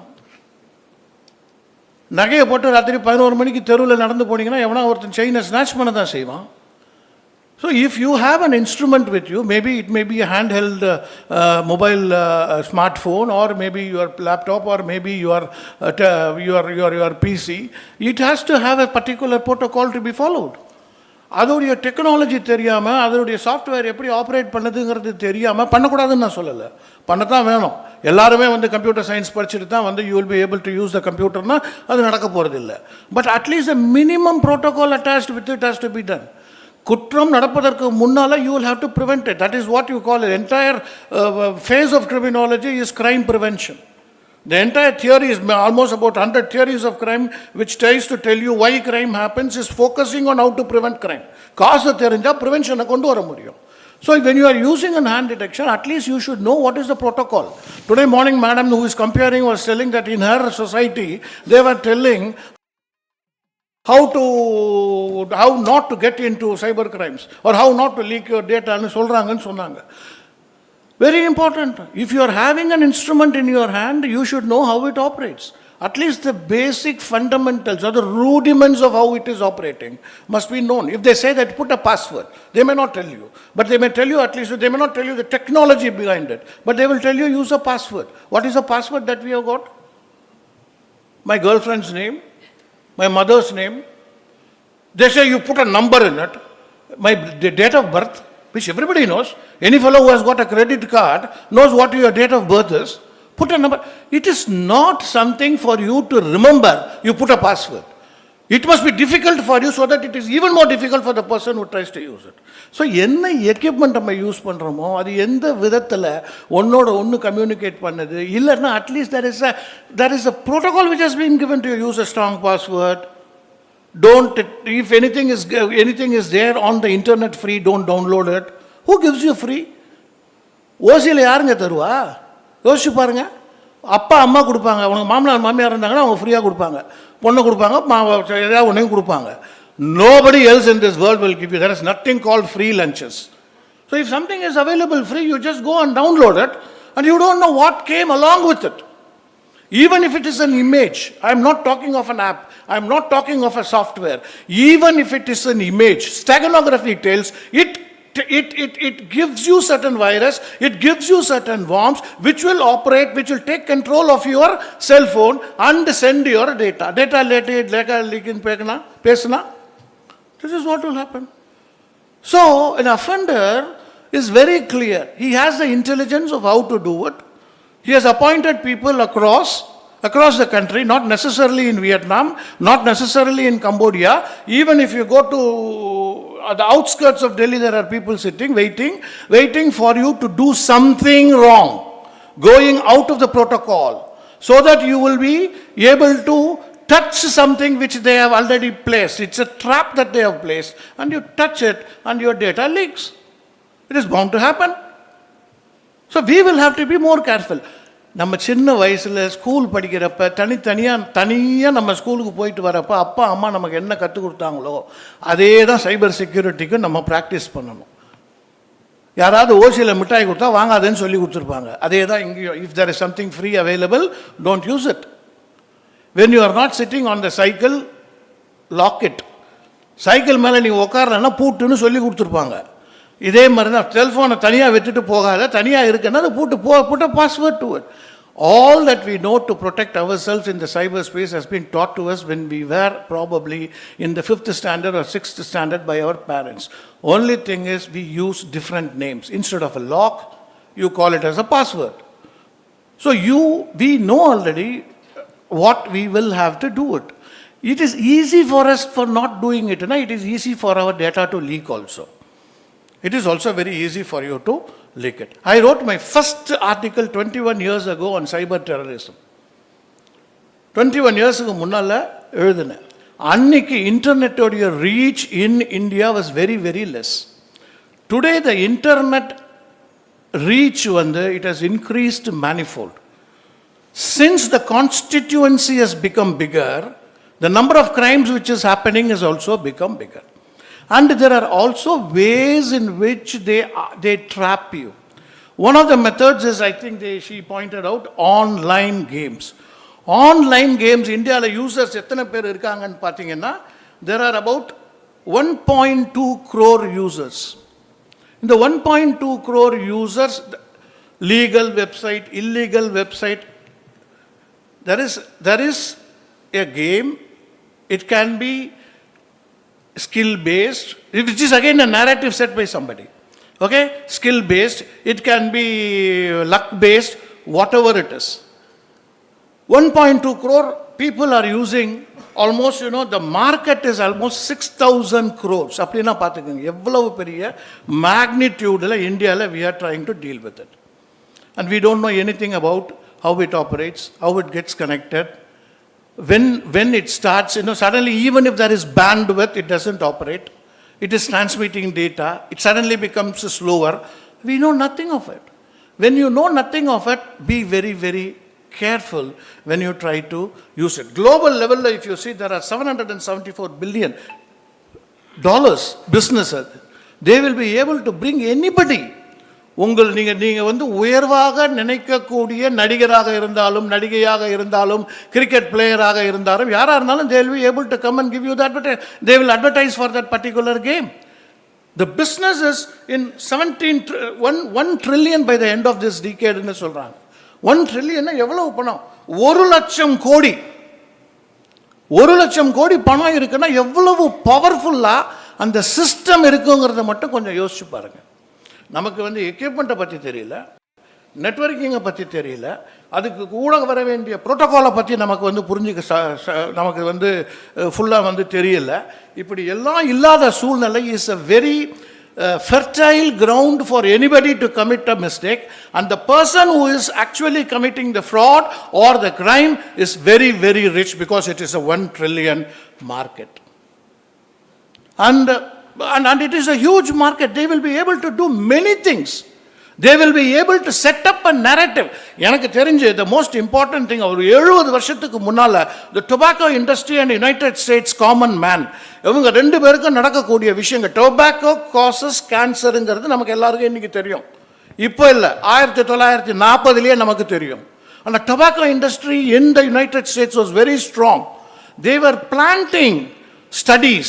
They were giving money, funding universities, giving wrong data, setting up narratives telling that tobacco will not cause cancer. And people were using it. Only when the public conscience moved against the type of money which the tobacco industry was spending in the United States, we were able to come to a understanding. The public conscience moved to such an extent because almost every other family somebody died because of tobacco, either smoking cigarettes or today we use tambaku. So when that situation came, I think the industry receded, pogala, stop panla, control agala. It receded a bit, but the numbers came down. The same thing is applicable. That is the only parallel I could see for cyber crimes and tobacco industry. அது இங்கும் the public conscience, சட்டங்கள் எல்லாம் ஒன்று, இந்த சட்டம் நம்ம ஒன்று எழுதி வச்சுருக்கோம். ஃபார் எக்ஸாம்பிள் கேமிங்கே வந்து we have a law called Tamil Nadu Prohibition of Online Gambling, Regulation on Online Gambling Act 2022. How will you implement it? The Madras High Court has struck down by saying that skill based-னா நாங்கள் வந்து அப்போ allow பண்ணுவோம், luck based-னா நாங்கள் allow பண்ண மாட்டோம். This is itself a narrative which has been set by the industry. Industry tells you what is skill based. என்னைய பொறுத்த வரைக்கும் risk involved is more important. What is the risk involved? Entrepreneur, I am able to take a risk. Maybe there is every possibility, or 60% possibility that I may, that is called an entrepreneurial risk. Whereas a gambler's risk in ஒன்று இருக்கு, 99% fail ஆகிறதுக்கு எனக்கு chance இருக்கு, lottery சீட்டு வாங்குற மாதிரி. But ஒரே ஒரு வாட்டி வந்தால் போகும், 1 lakh டைம்ஸ் நான் ட்ரை பண்ணால் ஒரு வாட்டி வரணும், that is called gambler's risk. What must be evaluated here is not skill. ஸ்கில்லை நம்ம எவாலுவேட் பண்ண முடியாது, because skill is a narrative set by the industry. Industry tells you the script and we have accepted it. Skill play does not play. Risk is very, very important. And who uses it? The vulnerable sections of the society uses it. Vulnerability is a victimological concept. What is vulnerability? Vulnerability in terms of socio-economic status. யார் rummy விளையாண்டு நான் பணம் சம்பாதிக்கணும்னு நினைப்பா? Sorry to interrupt you. I'm going to expand on that vulnerability factor as well, because the victims of cybercrime are not just those who are below a certain economic line, but even the high and mighty have fallen victims. But please allow me to bring in other experts as well at this point in time, and that will be my second round with you when we take that aspect as to who exactly become the victims, because you touched upon the legal aspect of it, that there are laws, and the Tamil Nadu government is also contemplating the prohibition route as well, to bring down the impact of cyber crimes on their population, and all possibly to save the population. So Dr. N. Vijayaraj, who's a senior advocate, is also with us on the panel, and he's practicing at the Madras High Court. He has built a formidable reputation for himself with his legal expertise across various domains. Dr. N. Vijayaraj, I want to understand from you, when we talk about legally safeguarding our population, how effective you think these laws, if they are made in future, can be, and the prohibition route that Tamil Nadu government is contemplating, is it worth its money? How do you explain that?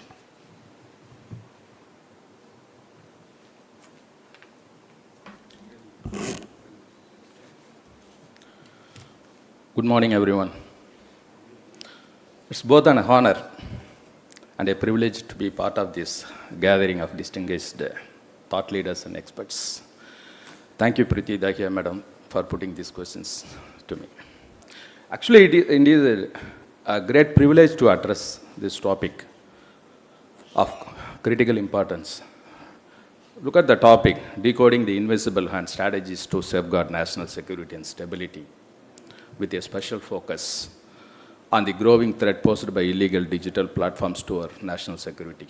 So I want to introduce myself. I am Dr. N. Vijayaraj, Advocate, Notary Public, Commissioner Awards, Special Public Prosecutor with the 27 years of experience at the bar.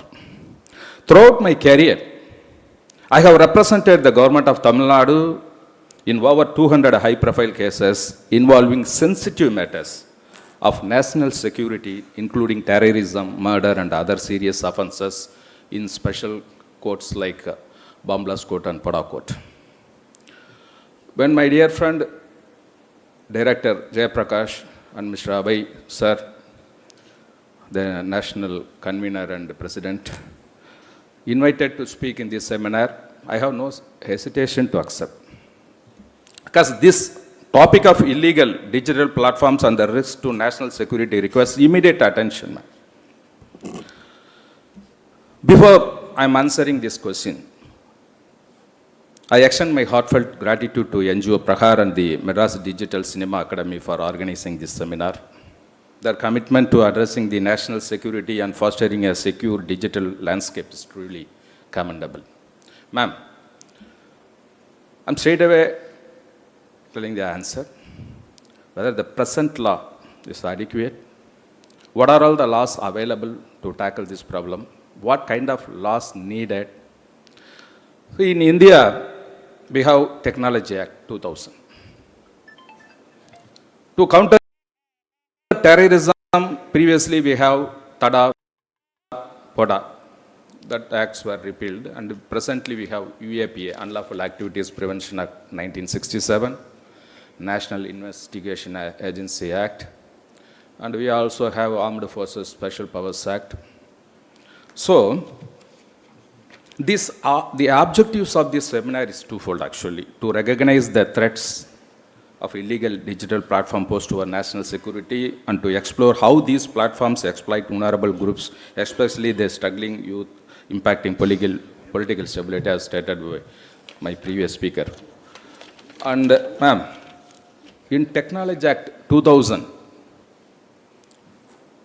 and there are certain sections available in Technology Act 2000.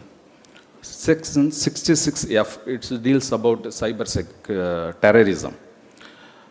This section states, actually these sections criminalize action that threaten India's unity, integrity, security, or sovereignty, or create terror among the people. It includes any acts that damage critical information infrastructures or involve unauthorized access to sensitive systems. The punishment is life imprisonment. So this section 66F is now a scheduled offense of NIA, National Investigation Agency, after the Amendment Act of 2019. So NIA have the authority to deal this type of cyber terrorism cases. We have section 69 of Technology Act. It deals with the power of interception, monitoring, and decryption. Section 69A, blocking public access to information. Section 69B, monitoring and collecting traffic data. Section 70, protected systems, and Section 72, breach of confidentiality and privacy. Section 79, liability of intermediates. So these are all vital sections. If time permits, I will state one by one. So we have Technology Act to counter the cyber terrorism. Funding terrorism, as stated by earlier, by these illegal platforms, some persons collecting money, they are funding for this. UAPA is available, Unlawful Activities Prevention Act 1967. In this act, section 17 states that funding to terrorist organization is an offense. It states raising or providing funds for terrorist activities or for a terrorist organization organization is an offense. Even indirect funding, if intended for terrorism, is punishable by at least 5 years in prison up to life imprisonment. So, recruiting. So, suppose by online platform, illegal platform, somebody is recruiting. Section 18B of EAPA comes into play. Same of minimum 5 years, maximum life imprisonment. So, we have laws. The problem, the invisible hands, they are operating from the other countries. They are uncontrolled people, And out of our unidentified. purview. Unidentified as well. Yes, they are the anonymous, mostly they are anonymous, uncontrolled, cross-border. See, these type of people came with a new idea, see, today paper, see,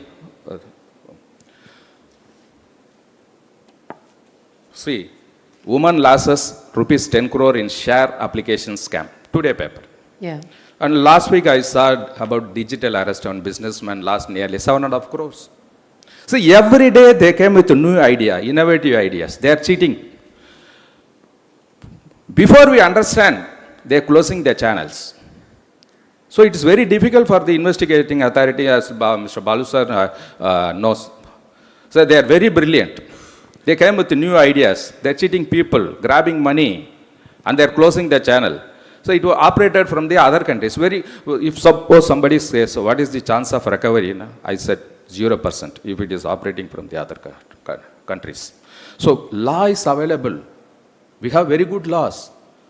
There are agencies available. The prosecuting agency like me also available. Everybody is available. The problem is the invisible hand that's operating from other countries. That is the problem. That is the problem, ma'am. So what I am saying is, we have law, we have very good laws. As far as law is concerned, comprehensive law is available. No need to change or add anything. But thing is, because of the cross-border, because of the, and also apart from this, earlier I stated laws, we have supporting laws also like a PMLA. We have regulation of foreign donation. This foreign contribution regulation act ensures organizations receiving foreign money are registered and comply with the rules to prevent misuse of terrorism. We also have FCRA, we have PMLA, apart from this UAPA. So enforcement agencies also have NIA, FIU, like a financial intelligence unit, we have enforcement director, ED, we have, so we have all set up. The thing is, this type of unique nature, See, someone came and asked how a group of small people operating from the other country can damage our political stability or our national security. How it is possible, sir? Are you joking? No. If it is unchecked, definitely it is to our national stability, as stated by our President Convener. Right. Yes, ma'am. Now I'm stopping. I have various ideas relating to our topic, strategies. What are all the strategies available? How to tackle this problem? What are the other facts? Everything I have. If time permits, I will state one by one. We will. The second round is going to be on how to tackle yes. this menace, So and definitely I'll take your inputs on that. Thank you very much. So for the moment, can I just thank you? In fact, Dr. Vijayaraj, I think legally we have a very big space that has to be explored, honestly, and you can have one session to yourself. In fact, half a day.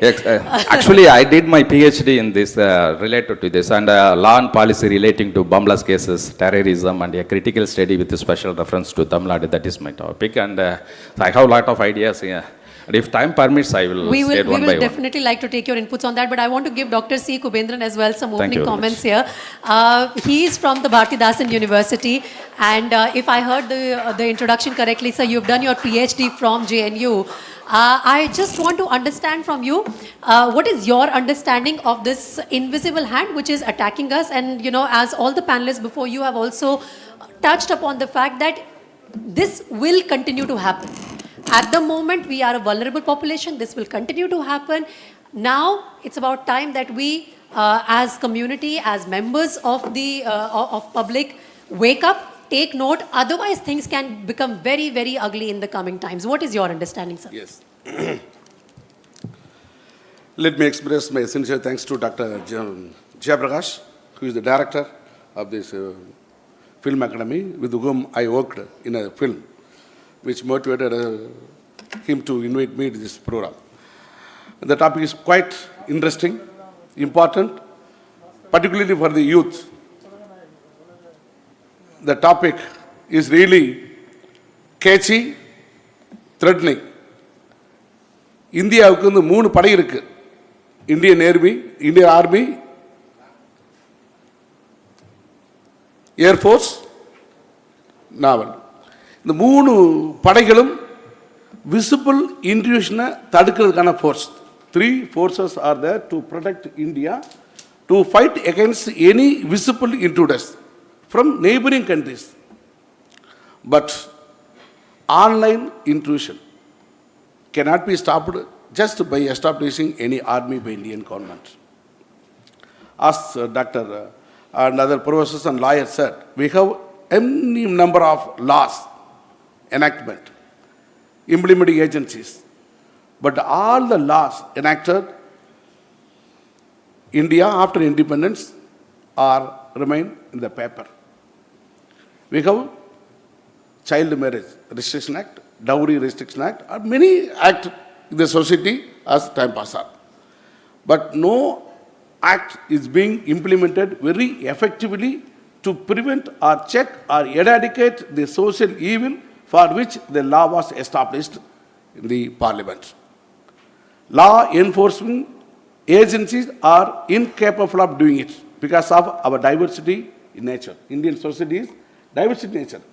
ஜாதியில், மதத்தில், மொழியில், ஜாக்கிரபியில் பிரிஞ்சு இருக்கிற இந்த சமூகத்தில் ஒரு குறிப்பிட்ட சட்டம் பொதுவாக போய் சேர முடியாது. முஸ்லீம் 4 மேரேஜ் பண்ணிக்கலாம், டைவர்ஸே பண்ண முடியாது கிறிஸ்டின், ஒருத்தனுக்கு ஒருத்தி ஹிந்துவில். பட் அதில் நிறைய பாலிகேமி, பாலியாண்ட்ரி சிஸ்டம் இன் ப்ராக்டிஸ் லைஃப் மெமோரியல்னு இருக்குது. இந்த ஆன்லைன் இன்ட்ரூஷன் இந்தியாவில் வந்து நின்று யாரை அதிகம் பாதிக்குன்னா youth. We don't have any right to blame youth or Indian people. We are innocent. Literacy level on the usage of online platform is very low. No government agencies or education institutions have taken steps to increase the level of literacy among the youth, at least among the educated, school-going, college-going students, about the usage of online platforms. Rendavathu, after Corona, we lost our control. Social system is lost. There is no social control agency for the youth. No parents can control their children. No teacher can control the students. No society can control its member in the village. When they lose all the controls, youth behave on their own. Even among the family members, family friends, siblings, there is no intimate bonding relationship. If you go home, go to any relative's house during the holidays, they receive you by speaking in the phone. Immediately after attending it, they ask you to sit on the sofa or chair. The moment you sat, they started talking to phone or somebody else and watching to TV. And 24/7, the online game is available at free of cost. They do not know whether it is legal or illegal. Entertainment system is not available. There is no community entertainment. Once we were a childhood, there was a community-based entertainment in the villages, in the cities. But now it is individual-based. There is no interaction. They do this practice throughout night, covering with their blanket within the room, lying nearby their parents. They are playing these games and is chatting with other people hours together. And they get up in the morning by 9 o'clock, 10 o'clock. After Corona, they started playing the games throughout night. And there is no system. There is no control system. It affects their mind. Eye strain, depression, inferiority complex, guilty conscience. There is no interaction between father and mother. There is no control. They lose their focus over the studies. Productivity is less. So, sociologically speaking, gaming and gambling, they are not able to identify, differentiate the legal and illegal. They think that it's entertainment. They slowly, when they started playing, they slowly tapped into that without their knowledge. And it is something like gambling in the olden days. In the initial stage, they will be getting some profit, some money. Or sometimes when they lose their money, they try to chase it and get it back. In the process of chasing and getting money, they lose thousands of lakhs of rupees. They are not able to reveal that they were cheated by this game to their relatives and friends and teachers. That is how, one after another, the youth generation going on to be trapped. So we need to educate and monitor. First thing is they should have confidence, they should have self-control, time limit in the money and time.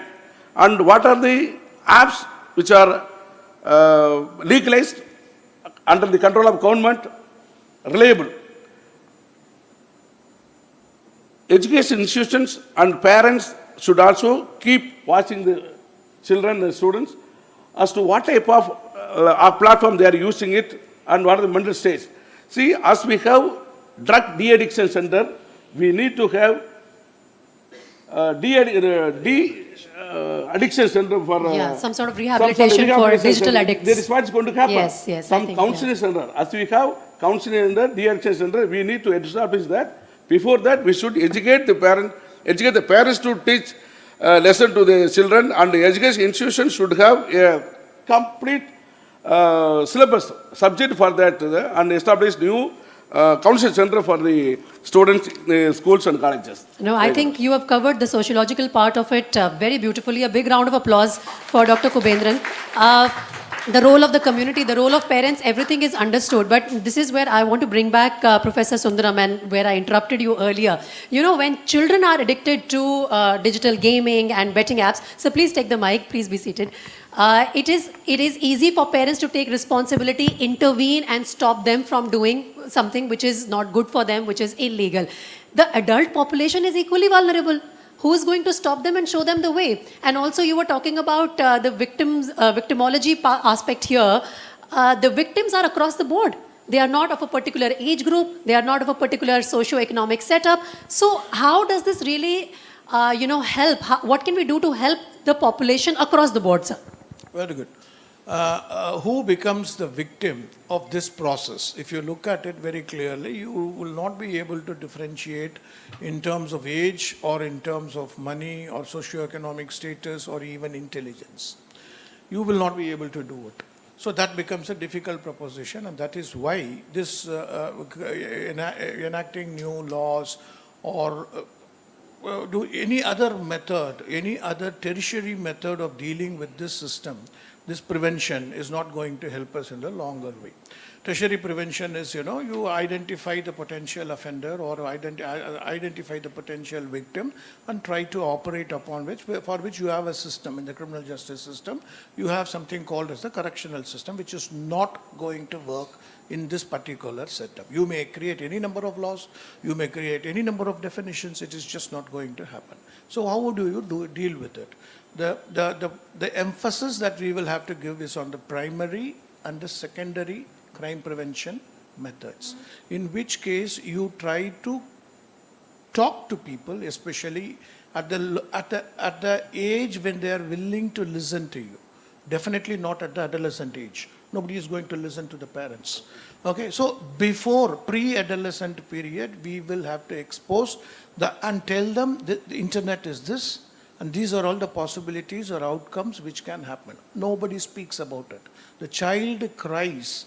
When the child is about 10 years, 11 years, the child cries for a smartphone, and it is being purchased at the cost of 10,000-15,000 rupees, and it is being gifted on the birthday without knowing what are the negative impacts which are likely to arise out of this. Are you reflecting on the same aspect that Dr. Kubendran said, that there should be some course in schools? Yes, there must be some sort of awareness. It must be at some level. In a social institution, either it must be at the family level or it must have at the school level. Somebody has to tell. That is what they did when we went to school about half a century ago. They taught us There used to be a class called moral science class. Yes. I went to a Christian institution where moral science class, they used to tell us what is permitted and what is not permitted and why is it permitted and why is it not permitted. So this actually makes us to differentiate what is permitted and what is not permitted in a society, in a very close society like a Madras society. So if it has been taught to us, do we have such things in our curriculum today? Does anybody has a communication with the teacher? It is not teaching the STEM courses, science, technology, mathematics, engineering. It is not going to help. Somebody has to teach them also this. And especially when you are purchasing an equipment at the cost of 15,000, 20,000, sometimes it goes up to 1.5 lakhs and people stand in a queue to purchase it.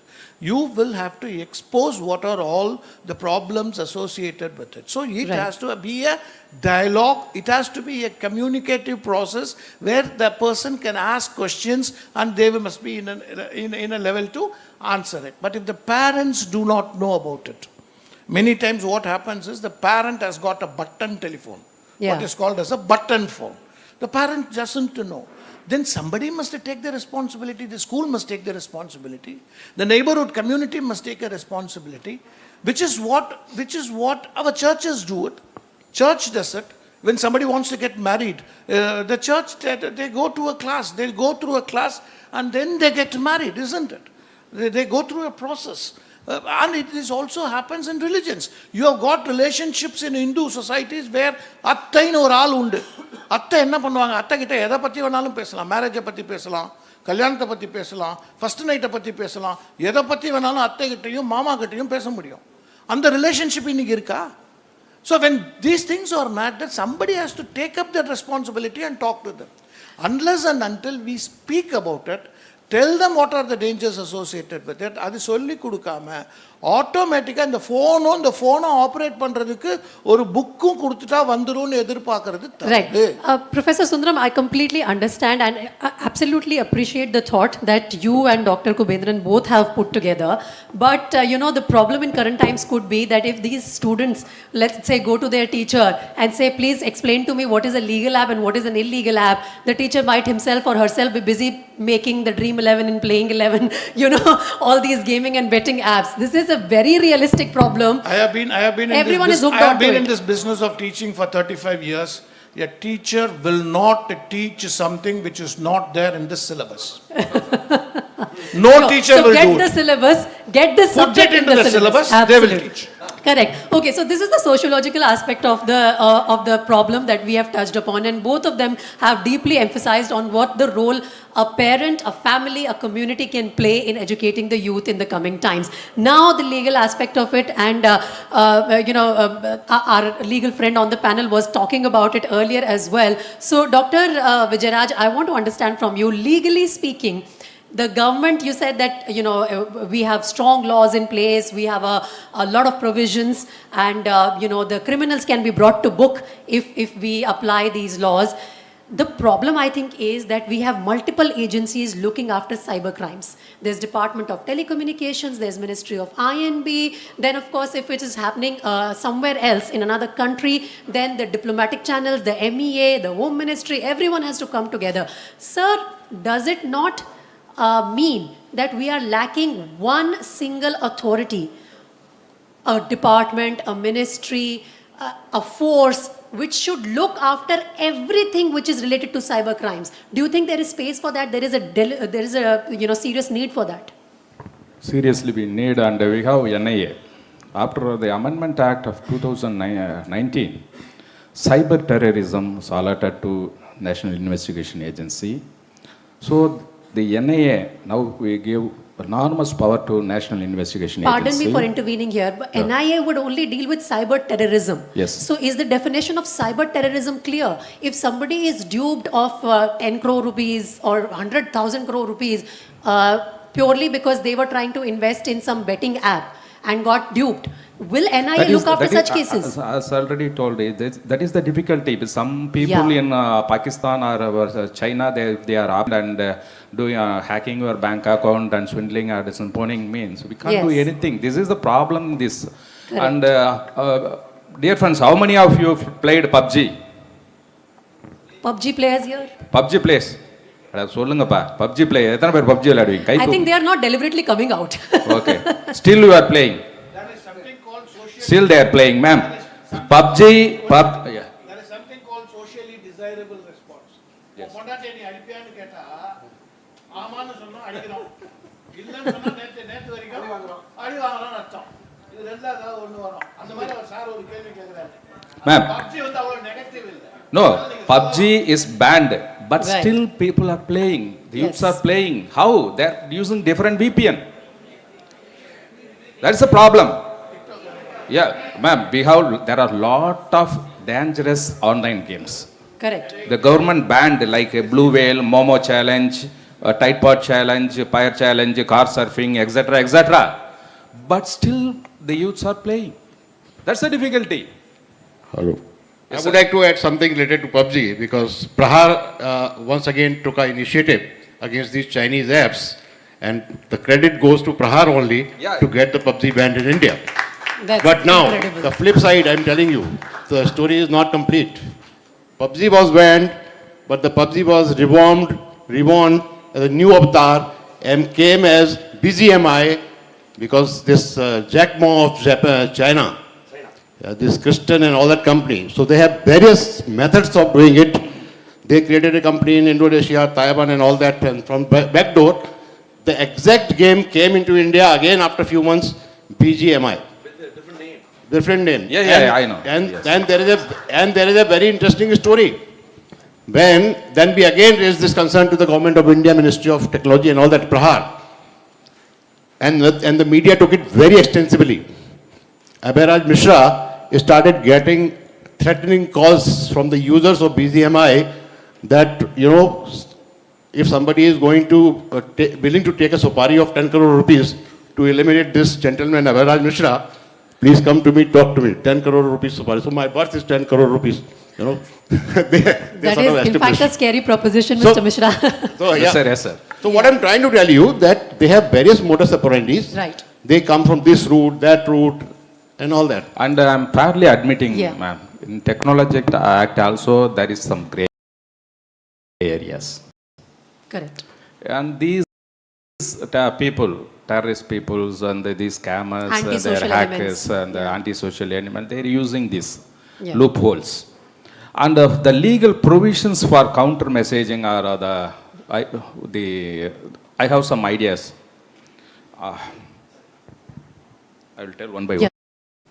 The first, ma'am, counter-terrorism legislation. Though we have, but many countries are updating their legal definitions of terrorism to include online activities such as spreading extremist propaganda, recruiting through digital platforms, and planning or financial attacks. And some nations have enacted specific laws targeting the spread of radical ideologies. For example, UK's Counter-Terrorism and Border Security Act 2019, which criminalizes viewing terrorist material online without reasonable excuse. So unfortunately, we don't have that kind of laws in India. So, and second one is platform liability laws.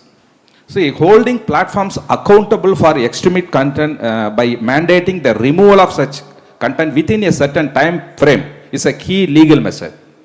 For example, the European Union Digital Services Act DSA requires platforms to shift actively against illegal content, including terrorism-related materials. They're commanding you immediately remove. Within week, you have to remove, otherwise you are liable for that offense. So that kind of DSA is not available here. So what I'm request our NGO Prahar, you make recommendation to the government, enact some laws like a DSA, enact some laws like a Border Security Act, Counter-Terrorism Act, in line with this. And also, encryption and lawful access, there are so many things that are international law and cooperation like a US Cloud Act, we need that.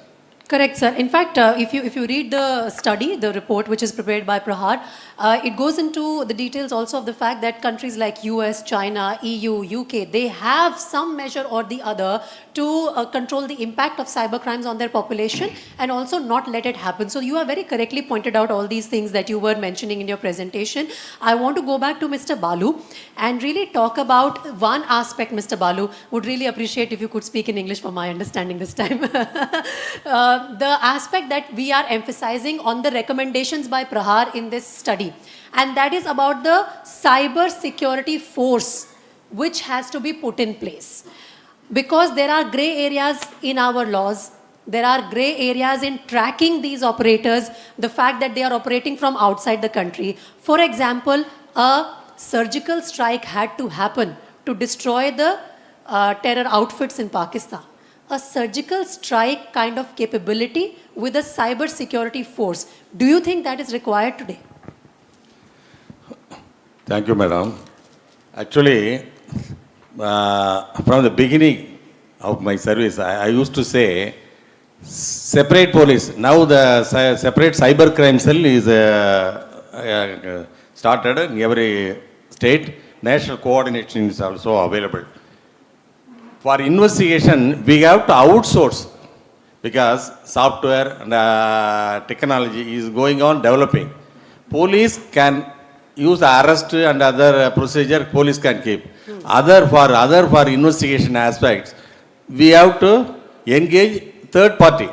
We are outsourcing for all activity, government, both the governments. And that delays the process. That brings some delays in the system. Yes, we don't have the capacity to conduct investigation. We have to update our knowledge. Right. So because of that, we have to outsource. Police has to outsource. The private experts, we can involve them in investigation. Then only we can conduct a properly cyber criminalization.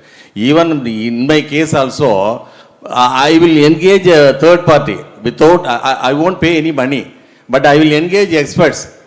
I won't ask any commissioner or anything.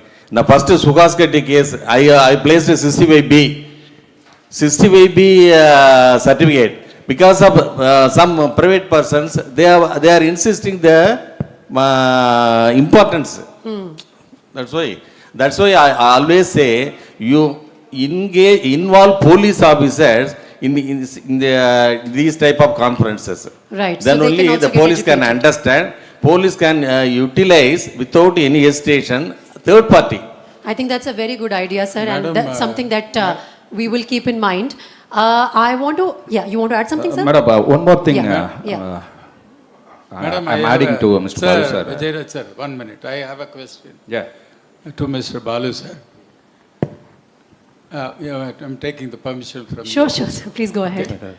Mr. Balu, sir said if any cases comes to the police department, he takes the outsource people to find out what is happening. I just wanted to know, because we are film directors, even in films like Superstar or Kamal Haasan or whoever acts, Mohanlal, if any problem has in the cyber issues, in the scenes, we bring a person outside. Because we know the practice of the police department, which you hire people from outside. Yeah, they are not revealing it. Actually, the police are taking the help of the other persons. Because in giving money or something, the government is not giving. We have to do something to pay. Why don't you have a cyber security personalities inside your department? Yeah, some definitely, that is my suggestion.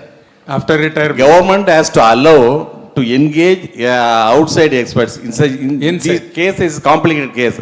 I can engage clients. They are engaging advocates according to their cases and they are paying money. Even investigation officer, they will be allotted some fund. I can engage some experts in these cases. Then only the investigation can be done thoroughly. We can reach. If the cyber department, suppose if I give a complaint on a cyber issues, do you engage the police department or you have a separate body for now we are having cyber experts 350 now the trained SIs are there. Apart from that, we are having a cyber forensic lab. We will get the help. Thank you. But apart from that, other third party, other private persons, we have to engage because it is going on updated. Because getting allotment, fund vangi, we are getting one software. Then after getting the software is outdated. After the real one software Okay, already. So we have to get the help of the private experts. Okay, sir. Thank you, sir. Thank you. So, Dr. Vijayaraj, if you can quickly make your point. You were pointing With regard something? to Mr. Director, sir, I want to add one more. There is a separate department available, sir, forensic department. In the forensic department, we have serology department, biology department, physics department, cyber department, ballistic department. So experts already available. Okay. So if you need, then police will consult the forensic experts. Earlier, what states, so every people thinks to do crime, only criminals do it as Right. criminology expert says. Ma'am, identifying illegal digital platform is challenging due to the covert nature and frequent rebranding to avoid detection. That is the main thing I want to say. That is correct. Yeah. That is a big challenge. In fact, that is one of the biggest challenges. And that also brings me to the second And part. one more of- thing is the anonymity and cross-border nature. Yeah. So the second part of suggestions which have been proposed in Prahar report, Dr. Daniel, perhaps you can give us a larger global perspective on this. One idea is to obviously create a cybersecurity force. The other idea is on the lines of the Reserve Bank of India, which is whitelisting the apps which deal with financial matters.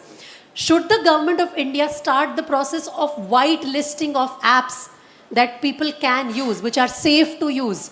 Because a blanket ban obviously is impossible. People will find their ways. Those who are operating as an invisible hand will find their ways to, get into our systems.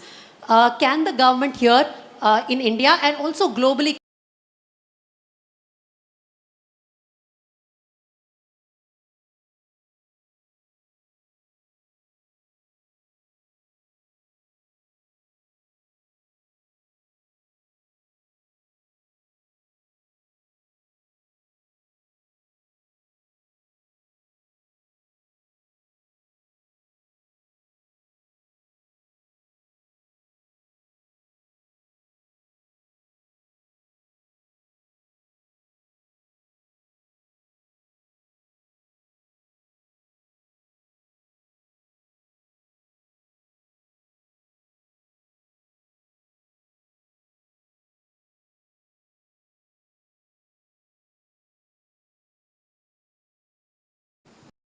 The first man. இப்போ 1961 இந்திய சீனா If you have any questions, இதை எப்படி tackle பண்ணலாம், உங்களில் யாராவது ஏமாந்து போகாம இருக்கிறதுக்கு என்ன பண்ணலாம் அப்படின்னு உங்களுக்கு questions இருந்துச்சுன்னா, we have experts here to answer your questions. So please put forward your questions. So I will pass on the mic. So do you have any questions, guys? நிறைய பேசுறீங்க உங்களுக்குள்ளேயே. You can ask to us also. We will be able to definitely help you or your family. Ma'am, actually he is asking whether you are cheated, are you a victim of online. In fact, I am a victim. If you permit, I will say. Yeah. Okay, so we'll listen to sir now. I seem to be every scammer's dream. First, I got the classic calls asking for my 16-digit card number for security purpose. A few days later, a different bank official warned me my card would be blocked if I don't share the number immediately. Whenever I am in the mood, I start rattling off of random numbers, even a completely fake CVV. They keep asking again and again. They thought I will give. It's like a free prank call, where they don't even realize they are the ones being pranked. Ma'am, then my email inbox is a goldmine of opportunity. Vijayaraj, you got 2 million. Every day I get new congratulations messages. Yes. You won 5 million, 2 million, sometimes in a World Cup contest, sometimes in a Coca-Cola contest, and occasionally a Royal Lottery. I have won so many contests. I did not enter even. I could probably buy a small island or a country with my earnings, actually, if they actually existed. But wait, ma'am, even gets better. The scammers stepped up that game. Suddenly, ma'am, one day, a prince from a distant land needs my help moving his billion-dollar fortune. Then the IRS shows up urgently asking me to pay some taxes. And recently, the things get even wilder. I have been told there are crores of unclaimed rupees sitting in the RBI with my name on them, just waiting for me to claim. And if that's not enough, foreign charities are also sending messages saying they will give me $10 million to start the trust, as long as pay a small processing fees. They are targeting that small processing fees. Yeah. Mind you. See, in paper, I'm a trillionaire. So this is what happening. Every day we are receiving emails stating that you won that concert. If I open a SMS, you are the lucky winner. You touch this car. If you touch that, then they will ask some questions or some feedback. Thereafter, all our hard-earned money will go. And new this is what happening. Right. And new Every phenomena day. is digital arrest. Yes. You are digitally arrested. You are not allowed to make any phone calls. You cannot get in touch with anyone. And they take advantage of your vulnerability. I'm completely running out of time. Just 5 more minutes. If anyone has a question, I would really request to please put that question through the gentleman here in the front row. Yeah. Good evening, guys. Myself, Advocate Shashi. I have particularly 3 questions. So தமிழ்லேயே பேசுகிறேன், உங்களுக்கும் புரியும். 3 question. First one வந்து சைபர் பாலு சாருக்கு நம்ம already பேசியிருந்தோம். சைபர் affected persons அது victim ஆகவோ இல்லை இன்னசென்ட் ஆகவோ, நம்ம வந்து யதார்த்தமாக ஒரு கார்டில் இருந்தாலோ இல்லை வேறு ஏதாவது அக்கௌண்ட்டில் இருந்து பணம் போனாலோ ஃபோன் தொலைஞ்சாலோ சம் ஷார்ட் ஆஃப் நம்மளுக்கு சைபரில் ஏதாவது விக்டமாக இருந்தனோ போலீஸ் அதை எப்படி என்டர்டெயின் பண்ணுறாங்க? They are not ready to face, நம்மளை தான் திட்டுறாங்க அப்படின்னு நிறையா கம்ப்ளைண்ட்ஸ் எங்கிட்டே வந்திருக்கு சார். அதாவது நீங்கள் சொன்னது ஐ அண்டர்ஸ்டாண்ட். ஃபஸ்ட்டு உங்கள் டியூட்டி என்ன? முதல்ல எப்போதும் என்ன கேள்வி ஏன்னு அடுத்தவங்களை கேட்குறாங்கல்ல, அது அப்போ. இப்போ இந்த சைபர் கிரைமில் ஏன்னு உங்களை கேள்வி கேட்டுக்கணும். ஏன் கம்ப்ளைண்ட் கொடுக்குறேன்? It is a social responsibility. எனக்கு அடிக்கடி கம்ப்ளைண்ட் வரும். மொபைல் மிஸ் பண்ணிட்டேன் சார், கம்ப்ளைண்ட் பண்ணணுமான்னு கேட்பாப்புல. கம்ப்ளைண்ட் பண்ணால் கண்டுபிடிப்பாங்களா? அது கண்டுபிடிக்கிறது போலீஸ் வேலை, அதை விட்டுரு.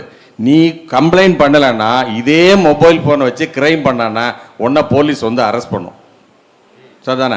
அதனால் கம்ப்ளைண்ட் பண்ணுறது போலீஸ் செய்கிறாங்கன்னா இது கம்ப்ளைண்ட் வந்து இப்போ 1930 தெரியுமா உங்களுக்கு? பணத்தை இழந்தால் எந்த நம்பருக்கு கால் பண்ணணும்? 1930 தெரியுமா உங்களுக்கு? தெரியுமா தெரியாதா? பணம் போச்சுன்னா உங்களுக்கு என்ன சனி 7.5 சனி எத்தனை வருஷம் இருக்கும்? 7.5 வருஷம் இருக்கும். அந்த 7.5 ஞாபகம் வச்சுட்டு ரயில்வே டேஷன் இந்த 1930 மறந்துடாதீங்க. இந்த 1930க்கு பணத்தை இழந்தா 1930க்குன்னா கண்ட்ரோல் ரூம் 100 மாதிரி பண்ணால் பணம் வந்துடும். கம்ப்ளைண்ட் போலீஸ் ரெஸ்பான்ஸ் இல்லைன்னா அவங்களுக்கு ஹியூஜ் கம்ப்ளைண்ட் வரும்போது இருக்க தான் செய்யும். ஆனால் சக்ஸஸ் ரேட்டும் இருக்குது. நம்ம வந்து இதை மட்டும் இதை மட்டும் எடுத்துக்கக்கூடாது. போலீஸு செய்கிறாங்க. பட் இப்போதைக்கு நான் இருக்கும்பொழுது 2004 to 10 2 சைபர் போலீஸ் தான் இருந்தது. சிபிசிடியில் ஒன்று, சென்னை போலீஸில். இப்போ ஒவ்வொரு டிஸ்ட்ரிக்ட்லேயும் போலீஸ் ஸ்டேஷன் இருக்குது.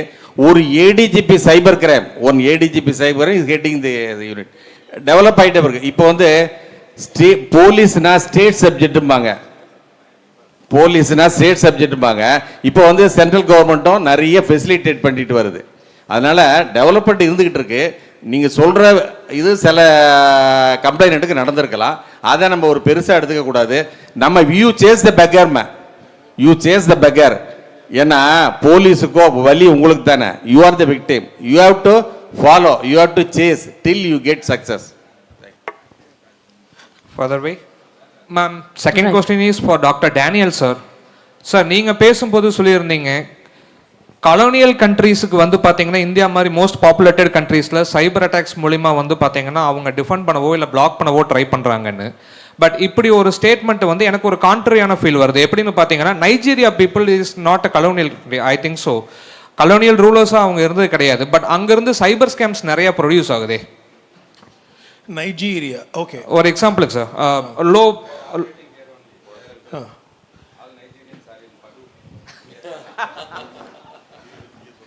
ஸோ அதாவது ஒரு எடுத்துக்காட்டு மூலியமாக நீங்கள் அதை முரணா பார்க்குறீங்க.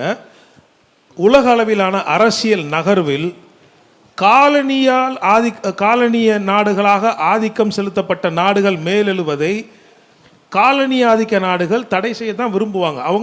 நம்ம வளர்ச்சியை அவங்க விரும்ப மாட்டாங்க. இது all is fair in love and war. இது இப்படி தான் அரசியல் நடக்கும்.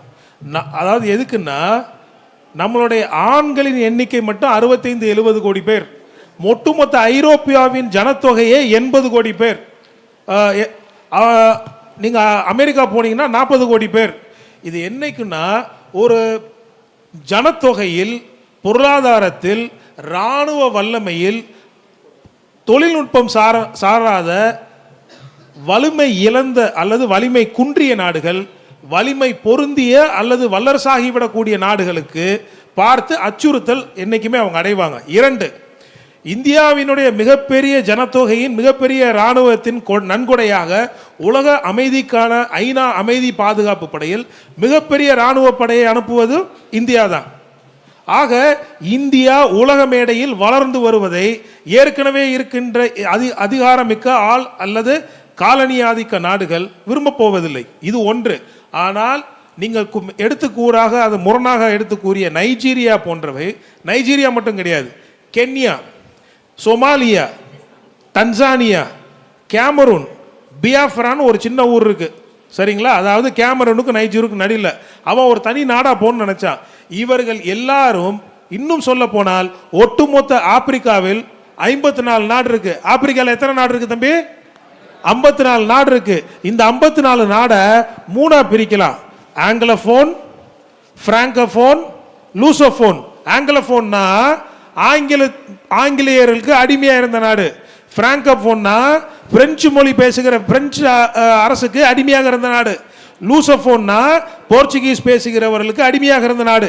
அந்தந்த நாடுகளில் இன்னும் கூட்டி கொடுக்கிறவர்கள் தங்களுடைய நாடுகளை இந்த காலனி ஆதிக்க நாடுகளின், ஐயா உங்களுக்கு சொல்லிடுறேன், காலனி ஆதிக்க நாடுகளை அவர்கள் தங்கள் அரசியல் சித்து விளையாட்டுகளை அரங்கேற்றுவதற்கான அந்தரங்க முகாம்கள் இன்னும் ஆப்பிரிக்காவில் இருக்கிறது.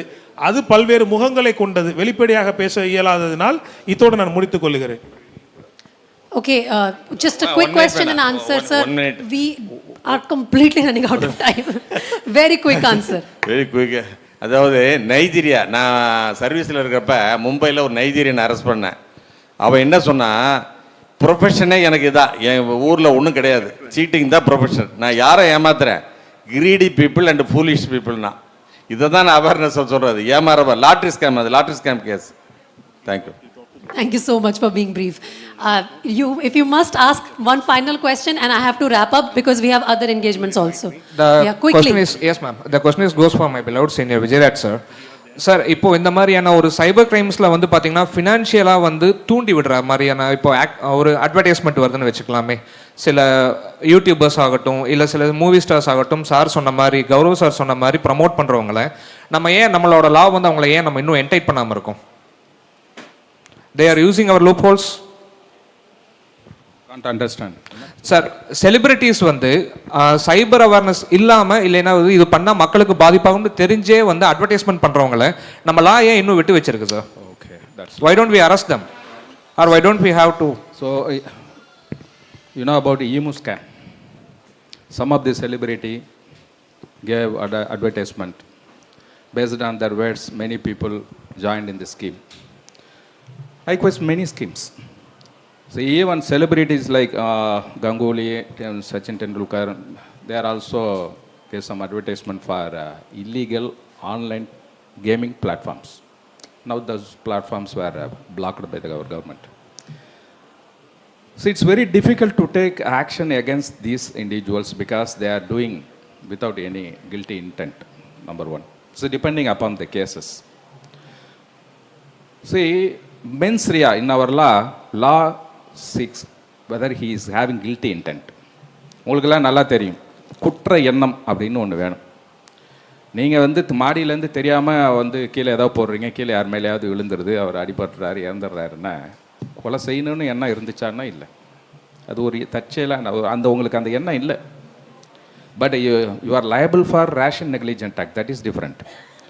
இப்போ அது மாதிரி இது ஒரு கம்பெனி வந்தாங்க, விளம்பரத்துக்கு வந்தாங்க, நான் வந்து அதை செஞ்சேன், இப்படி நடக்கும்னு நான் எதிர்பார்க்கல அப்படின்னு அவர் சொல்கிறார். அதை ஒரு தன்மையை பார்ப்பாங்க. இது ஃப்ராடு கம்பெனி பிளாக் ஆகிருக்கு, நீ எப்படி அது போய் நடித்த அப்படின்னு நம்ம கேட்கலாம். அப்போ அந்த நேரத்தில் அவங்க பிளாக்கிங் பண்ணியிருக்காது, இல்லீகலாக இருந்திருக்காது. ஸோ அதனால தான் இது வரைக்கும் அந்த மாதிரி செலிபிரிட்டி மேலே நம்மளால் நடவடிக்கை எடுக்கல. சப்போஸ் இப்போ பேண்டு ஒரு பப்ஜி கேம் அதை விளாடுங்கன்னு ஒருத்தர் சொல்கிறாருன்னா இமீடியட்டாக நடவடிக்கை எடுப்பாங்க. இதுதான் நீங்கள் பேசிக்காக தெரிஞ்சுக்கிங்க. ஸோ செலிபிரிட்டி மேலே நடவடிக்கை எடுக்க முடியுமான்னா இல்லீகல் பிளாட்ஃபார்முக்கு அவங்க அட்வர்டைஸ்மெண்ட் பண்ணால் நடவடிக்கை எடுக்கலாம். மற்றபடி இதுக்கப்புறம் அவன் முன்னாடியே வர்றவன் எல்லாம் நல்லவன் மாதிரி தான் வருவான், விளம்பரம் படுத்துவான், நம்பி சேர்ந்ததுக்கப்புறம் ஏமாற்றிட்டு போயிடுவான். இதுதான் நடக்கிறது. ஸோ நான் வந்து ஒவ்வொருத்தரையும் சொல்கிறது என்னென்னா, madam, rather than constantly scaring away the cat to protect the milk. Madam? Thank you. Oh, no, I am going to say one because you were speaking in final Tamil, words I could not actually. understand. No. Actually, rather than constantly scaring away the cat to protect the milk, it's wiser to simply close the lid on the milk jar. Right. No, I hope your answer is good for the person who put that question, if you are satisfied. And it was, in fact, my pleasure, completely overwhelmed with the response that we got from our panelists here. So can we please have a big round of applause for all our panelists for their wonderful inputs this afternoon on this very important topic on national security. Mr. Balu, Dr. Vijayaraj, Professor Sundaram, Dr. Daniel, Professor Arun and Dr. Kubendran, thank you so much to all of you for attending this conference today and giving your valuable inputs on the panel discussion. I'm going to hand it over to Sunanda once again because we have to release a report, I think, from Prahar's side, and that will be followed by the vote of thanks. But Sunanda, back to you.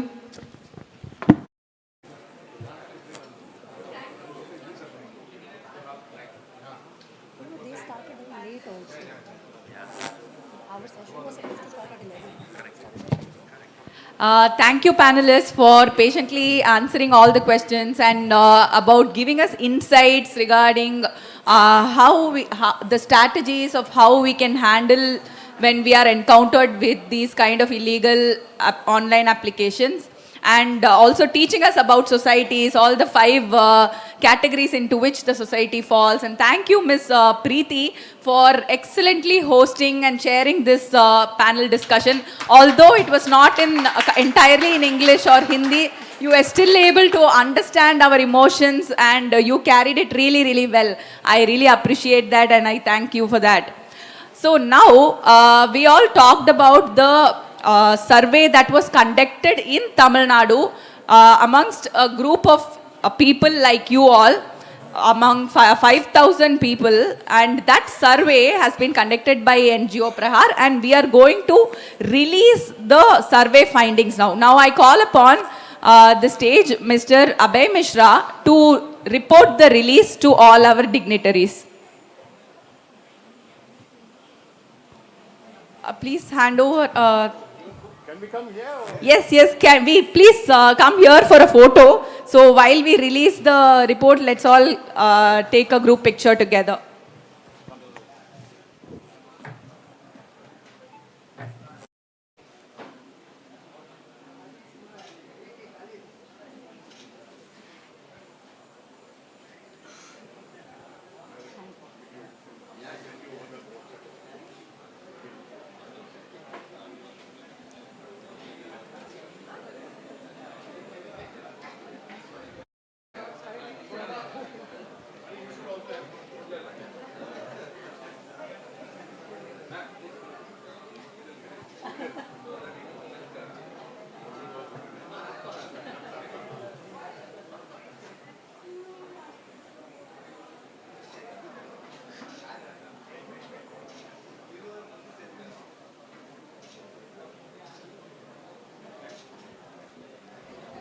Thank you. I request the panelists to please remain seated. Panelists, kindly remain seated on the dais.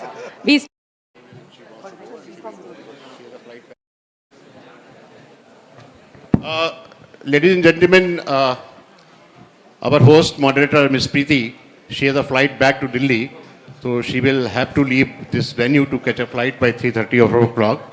So while we can continue with the session, thank you very much, Ms. Priti Dhaya, for your time, taking out, traveling all the way from Delhi and conducting this wonderful session. Thank you, sir. And thank you once again to all my panelists for this wonderful opportunity. Thank you. If I was not going to be rushed by Prahar, I would have stayed back. Thank you. That group would have questions because they were discussing a lot. Yes, them. தமிழ்லே கேட்கலாம் even if it சாதாரணமான கொஸ்டினாக இருந்தாலும் கேளுங்க. உங்களுக்கு இப்போ எல்லாமே understand ஆயிடுச்சா online gaming பற்றி? S, interact பண்ணுங்க. You have to interact.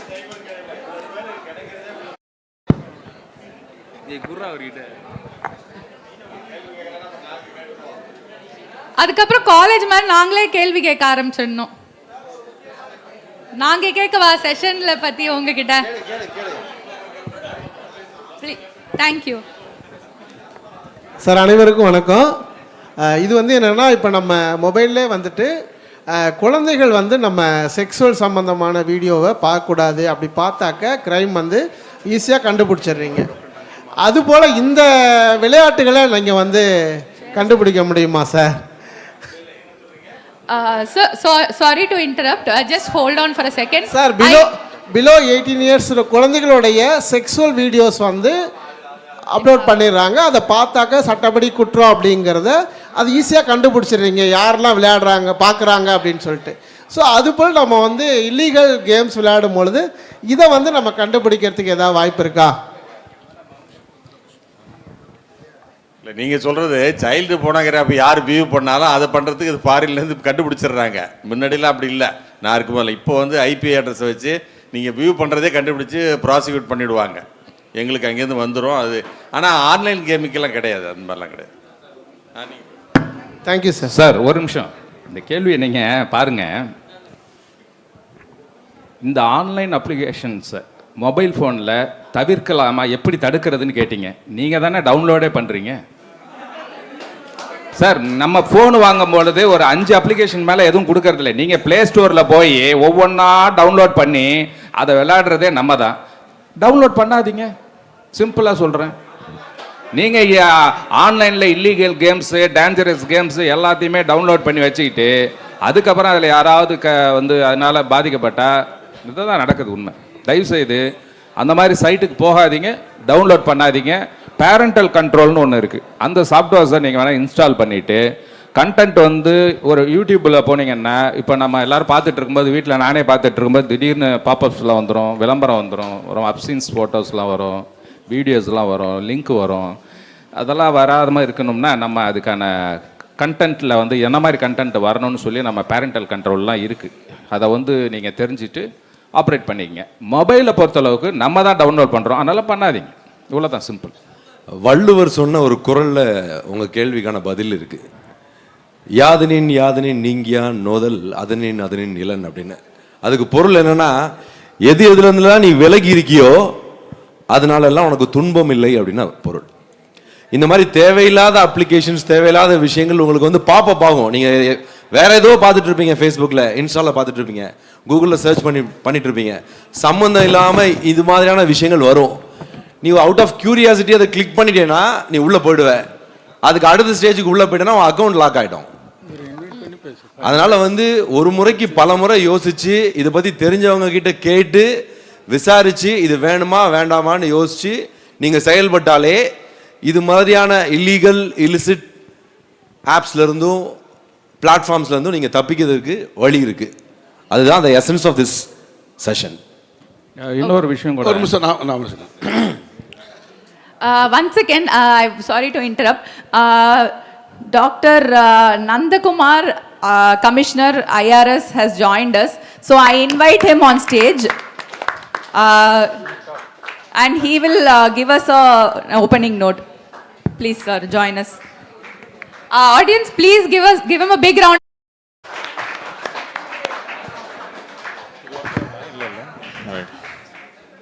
So எல்லோருக்கும் வணக்கம். பேசிக்காக அந்த decoding invisible hands Jayaprakash brother வந்து எனக்கு நீண்ட நாள் நண்பர். பொதுவாக இன்றைக்கி டிஜிட்டல் வேர்ல்டு வந்து ஓப்பன் வேர்ல்டு, யாரும் ஒன்றுமே பண்ண முடியாது. யாரும் ஒன்றும் பண்ண முடியாதுன்னு வரப்போ நம்ம செக்யூர்டாக இருக்கிறதுன்றது நம்ம கண்ட்ரோலில். ஸோ நம்ம கண்ட்ரோல்னு வரப்போ நீங்கள் உங்களோட ப்ரைவசி அண்ட் செட்டிங்ஸில் போய் பெர்மிஷன் நீங்கள் கிராண்ட் பண்ணிங்கன்னா தான் மற்றவங்க அந்த பெர்மிஷனை அவங்க உள்ளே என்ட்ராகி அதை ஆக்சஸ் பண்ண முடியும். ஸோ உங்களோட ப்ரைவசி செட்டிங்ஸில் உங்கள் மொபைலில் எல்லாத்துலேயும் ப்ரைவசி செக்யூரிட்டி செட்டிங்ஸில் போய் எல்லாத்தையும் நீங்கள் லிமிட் பண்ணி வச்சுக்கோங்க. அது கேட்கும், கேமரா ஆக்சஸ் கொடுக்கணுமா, மைக் ஆக்சஸ் கொடுக்கணுமா, ஏதாவது அக்கௌண்ட் ஆக்சஸ் கொடுக்கணுமா அப்படின்றத கேட்கும். கேட்டுச்சுன்னா அதில் எல்லாத்தையும் நீங்கள் லிமிட் பண்ணி வச்சுக்கோங்க. ரெண்டாவது, உங்களோட எந்த ஆப்பாக இருந்தாலும் அது இன்னொரு ஆப்போட இன்டர்ஃபேஸ் பண்ணுறப்ப அந்த ஆப் இன்டர்ஃபேஸ் பண்ணுறதுக்கு அதுக்கும் பெர்மிஷன் தேவை. பெர்மிஷன் கொடுக்குறப்ப சப்போஸ் உங்களோட பேங்க் அக்கௌண்ட்டோ இல்லை ஏதாவது உங்களோட மணி ரிலேட்டடான ஏதாவது மொபைல் ஆப் இருந்ததுன்னா, ஜிபே மாதிரி இருந்ததுன்னா, அந்த ஆப்புக்கும் வந்து பார்த்திங்கன்னா அது பெர்மிஷன் கேட்கும். சம்டைம்ஸ் டிஃபால்ட் செட்டிங்ஸ் இருக்குது. இப்போ என்னோட மொபைல் பேங்கிங் ஆப் ஒன்று இருக்குது. அந்த மொபைல் பேங்கிங் ஆப்பில் நான் எங்கேயாவது ஒரு பிஓஎஸ் சென்டரில் போய் நான் ஏதாவது என்னோடய கார்டு ஆக்சஸ் பண்ணாலும் சரி, ஏதாவது ஆன்லைனில் பர்ச்சேஸ் பண்ணாலும் சரி, அது உடனே ஒரு லிமிட் செட் பண்ணி வச்சுருக்கேன், ஒரு 1000 rupeesக்கு மேலே. அது உடனே என்ன பண்ணோம், டிக்ளைண்டு வந்துடும். கார்டாக இருந்தாலும் சரி, என்னோடய மொபைல் ஆப்பில் பண்ணாலும் சரி, டிக்ளைண்டுன்னு வந்துடும். டிக்ளைண்டுன்னு வந்ததுக்கப்புறம் இட் சேஸ் தட் உங்களுக்கு பெர்மிஷன் டிஃபால்ட்டாக இல்லை அப்படின்னு. அதில் அந்த மாதிரி லிமிட்டெல்லாம் செட் பண்ணி வைக்கிறதுக்கான உங்கள் சைடில் உங்களோட ஆப்ஷன். நீங்கள் உங்கள் மொபைலில் நீங்கள் நிறைய விஷயங்களை தெரிஞ்சுக்கிறதுக்கு முன்னாடி, ஏதாவது ஒரு ஆப்பை டவுன்லோட் பண்ணுறதுக்கு முன்னாடி, தேர்ட் பார்ட்டி ஆப்லாம் டவுன்லோட் பண்ணுறதுக்கு முன்னாடி உங்கள் ஆப்பில் இருக்க செக்யூரிட்டி செட்டிங்ஸ் எல்லாத்தையும் நீங்கள் பிளாக் பண்ணி வச்சுக்கோங்க. அப்படி நீங்கள் பிளாக் பண்ணி வச்சுக்கிட்டிங்கன்னா நீங்கள் செக்யூர்டாக இருப்பீங்க. இன்னொரு முக்கியமான விஷயம், எல்லா ஸ்பேமும் ரொம்ப அட்ராக்டிவாக இருக்கும். இந்த உலகத்தில் நம்மளை அட்ராக்ட் பண்ணுறது ரொம்ப ஈஸி. வார்த்தை மூலியமாகவும், படங்கள் மூலியமாகவும், இல்லைன்னா ஏதாவது கண்டென்ட் மூலியமாகவும். யூஸ்வலாக வார்த்தைகள் வரப்போ டியர்னு உங்கள் பேரை நீங்கள் என்ன சோஷியல் மீடியாவில் உங்கள் பேரை கொடுத்துருக்கீங்களோ அந்த பேர் தான் டியர்னு வரும். ஃபேஸ்புக்கில் நிறைய சூடோ அக்கௌண்ட்ஸ் க்ரியேட் பண்ணுறாங்க. நான் கூட டிபியில் என்ன பண்ணுவேன்னா, யூஸ்வலாக நான் திரும்ப சொல்கிறேன், உங்கள் வாட்ஸ்ஆப்பில் உங்களோட அக்கௌண்ட்டை சூடோ அக்கௌண்ட் கிரியேட் பண்ணுவாங்க. உங்கள் அக்கௌண்ட் ஹேக் பண்ணியிருக்க மாட்டாங்க, பட் சூடோ அக்கௌண்ட் கிரியேட் பண்ணுவாங்க. யாராவது உங்களுக்கு தெரிஞ்சவங்களுக்கு ஒரு மெசேஜ் அனுப்பிச்சு, நீங்கள் ஏதாவது ஸ்ட்ரெஸ்ஸில், அதுவும் கரெக்டாக 11 மணிக்கு மேலே ஒரு மெசேஜ் வரும். அந்த மெசேஜ் வரப்போ இது நான் சொல்கிறது எல்லாருக்கும் நடக்கிற இன்ஸ்டன்ஸ். இது வந்து நீங்கள் நினைக்காதீங்க இது மேலே இருக்கவங்க அதிகாரிங்க இவங்களுக்கெல்லாம் நடக்காது. எல்லாருக்குமே நடக்கக்கூடிய காமனான இன்ஸ்டன்ஸ். ஸ்பேம் இந்த மாதிரி சூடோ அக்கௌண்ட்டில் உங்களோட இப்போ என்னோட மொபைலில் என்னோட வாட்ஸ்ஆப்பில் என்னோட ஃபோட்டோ வச்சு ஒரு மெசேஜ் வந்துச்சுன்னா, ஓ சாரே கேட்குறாரு, அவருக்கு கஷ்டம் போல இருக்கு, 10,000 ரூபா கேட்பேனா 20,000 ரூபா கேட்கணும்னு அப்போ தோணாது, 11 மணிக்கு ஏதோ கஷ்டம் போல இருக்கு அப்படின்னு அமுச்சு விட்டதுக்கு அப்புறமா யாராவது ஒருத்தவங்க, சார் நீங்கள் சொன்ன மாதிரி நான் அனுப்பிச்சேன் அப்படின்னு சொல்லி மெசேஜ் அனுப்பிச்சதுக்கப்புறம், நான் இல்லையே தம்பி, நான் கேட்கலையே தம்பி, கேட்டிருக்கலாமே அப்படின்னு. இப்படி தான் என்ன ஆச்சு, சதீஷ்னு ஒரு தம்பி, அந்த தம்பி என்ன பண்ணா, டியர் நந்தா அப்படின்னு ஒரு மெசேஜ், அந்த டியர் சதீஷ்னு அவர் மெசேஜ் வந்துச்சு. அவர் சப்சிக்வெண்ட்டாக இன்ட்ராக்ட் பண்ணிக்கிட்டே இருந்தார்.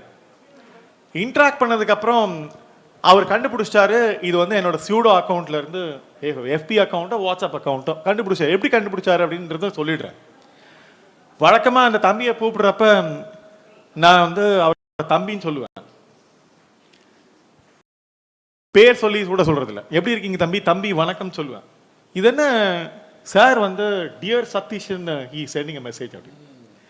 டியர் சதீஷ் அவரும் என்ன பண்ணிட்டாருன்னா, டியர் சதீஷ்னு வந்த உடனே கொஞ்சம் ப்ராம்ப்ட் ஆகி அவர் இன்ட்ராக்ட் பண்ண ஆரம்பிச்சார். ஏன்னா ஹி ஸ்டார்டட் இன்ட்ராக்டிங் அண்ட் அந்த மொபைல் நம்பரு இது எல்லாத்தையும் அவர் என்ன பண்ணாருன்னா ஸ்க்ரீன்ஷாட் எடுத்து வச்சுக்கிட்டார், எல்லாத்தையும் கொஞ்சம் கொஞ்சமாக இன்ட்ராக்ஷன். அப்புறம் மெசேஜ் வருது, இந்த மாதிரி நான் ரொம்ப அவசரமாக இருக்கிறேன், ஹாஸ்பிட்டலில் இருக்கிறேன், எங்கள் அம்மாவுக்கு முடியல, ஒரு 20,000 ரூபாய் அனுப்புங்கன்னு. அப்போ உஷாராயிட்டார். அண்ணன் இந்த மாதிரி அவர் தம்பி தான் சொல்லுவார், நானும் அவர் அண்ணன் தான் சொல்வேன். அந்த அண்ணன் அவர் வந்து அக்னாலேஜ் பண்ணவும் இல்லை. அந்த ஸ்பேம் அந்த சூடோ அக்கௌண்ட் கிரியேட் பண்ணவர் அண்ணனையும் அக்னாலேஜ் பண்ணல, தம்பியும் அவர் அட்ரஸ் பண்ணல. ஸோ இப்படி கஸ்டமைஸ் பண்ணி வச்சுக்கிறப்ப உங்களோட அது என்னென்னா என்னோட ஃபோட்டோ இருந்ததுனால அந்த ஃபோட்டோ வச்சு தான் அவர் ஓகே நான் அப்படின்னு நிறைய பேர் ஏமாந்தவங்க. ஸோ அதனால் யூஸ்வலாக டிபியில் வாட்ஸ்அப் டிபியில் உங்கள் ஃபோட்டோ வைக்கிறத நீங்கள் அவாய்ட் பண்ணிக்கோங்க. ஸோ தட் ஃபோட்டோ இல்லாமல் வர மெசேஜில் மற்றவங்க இன்ட்ராக்ட் பண்ணுறப்ப நீங்கள் தானே அப்படின்றத என்ஷோர் பண்ணுவாங்க. நாம் என்ன பண்ணுறோம், அட்ராக்டிவான ஏதாவது ஒரு டிபியை பாப்புலர் டிபி ஏதாவது ஒன்று வச்சுக்கிறோம். அதை வச்சு மற்றவங்க சியூடோ அக்கௌண்ட் க்ரியேட் பண்ணி உங்கள் நேமில் அவங்க பணத்தை ஆட்டையை போடுறத நிறைய இருக்குது. ஸோ அதனால் இதை அவாய்ட் பண்ணுங்கள். ரெண்டாவது விஷயம், நான் சொல்கிற மாதிரி உங்களுக்கு ஃபினான்ஷியல் டிரான்சாக்ஷன் வரப்போ இன்றைக்கி எல்லாரும் பெருசாக ஏமாறுது நீங்கள் உங்களுடைய பண பரிவர்த்தனைலாம். உங்கள் அக்கௌண்ட்டில் எவ்வளோ பணம் இருந்தாலும் அவங்களுக்கு பாதரேஷன் இல்லை.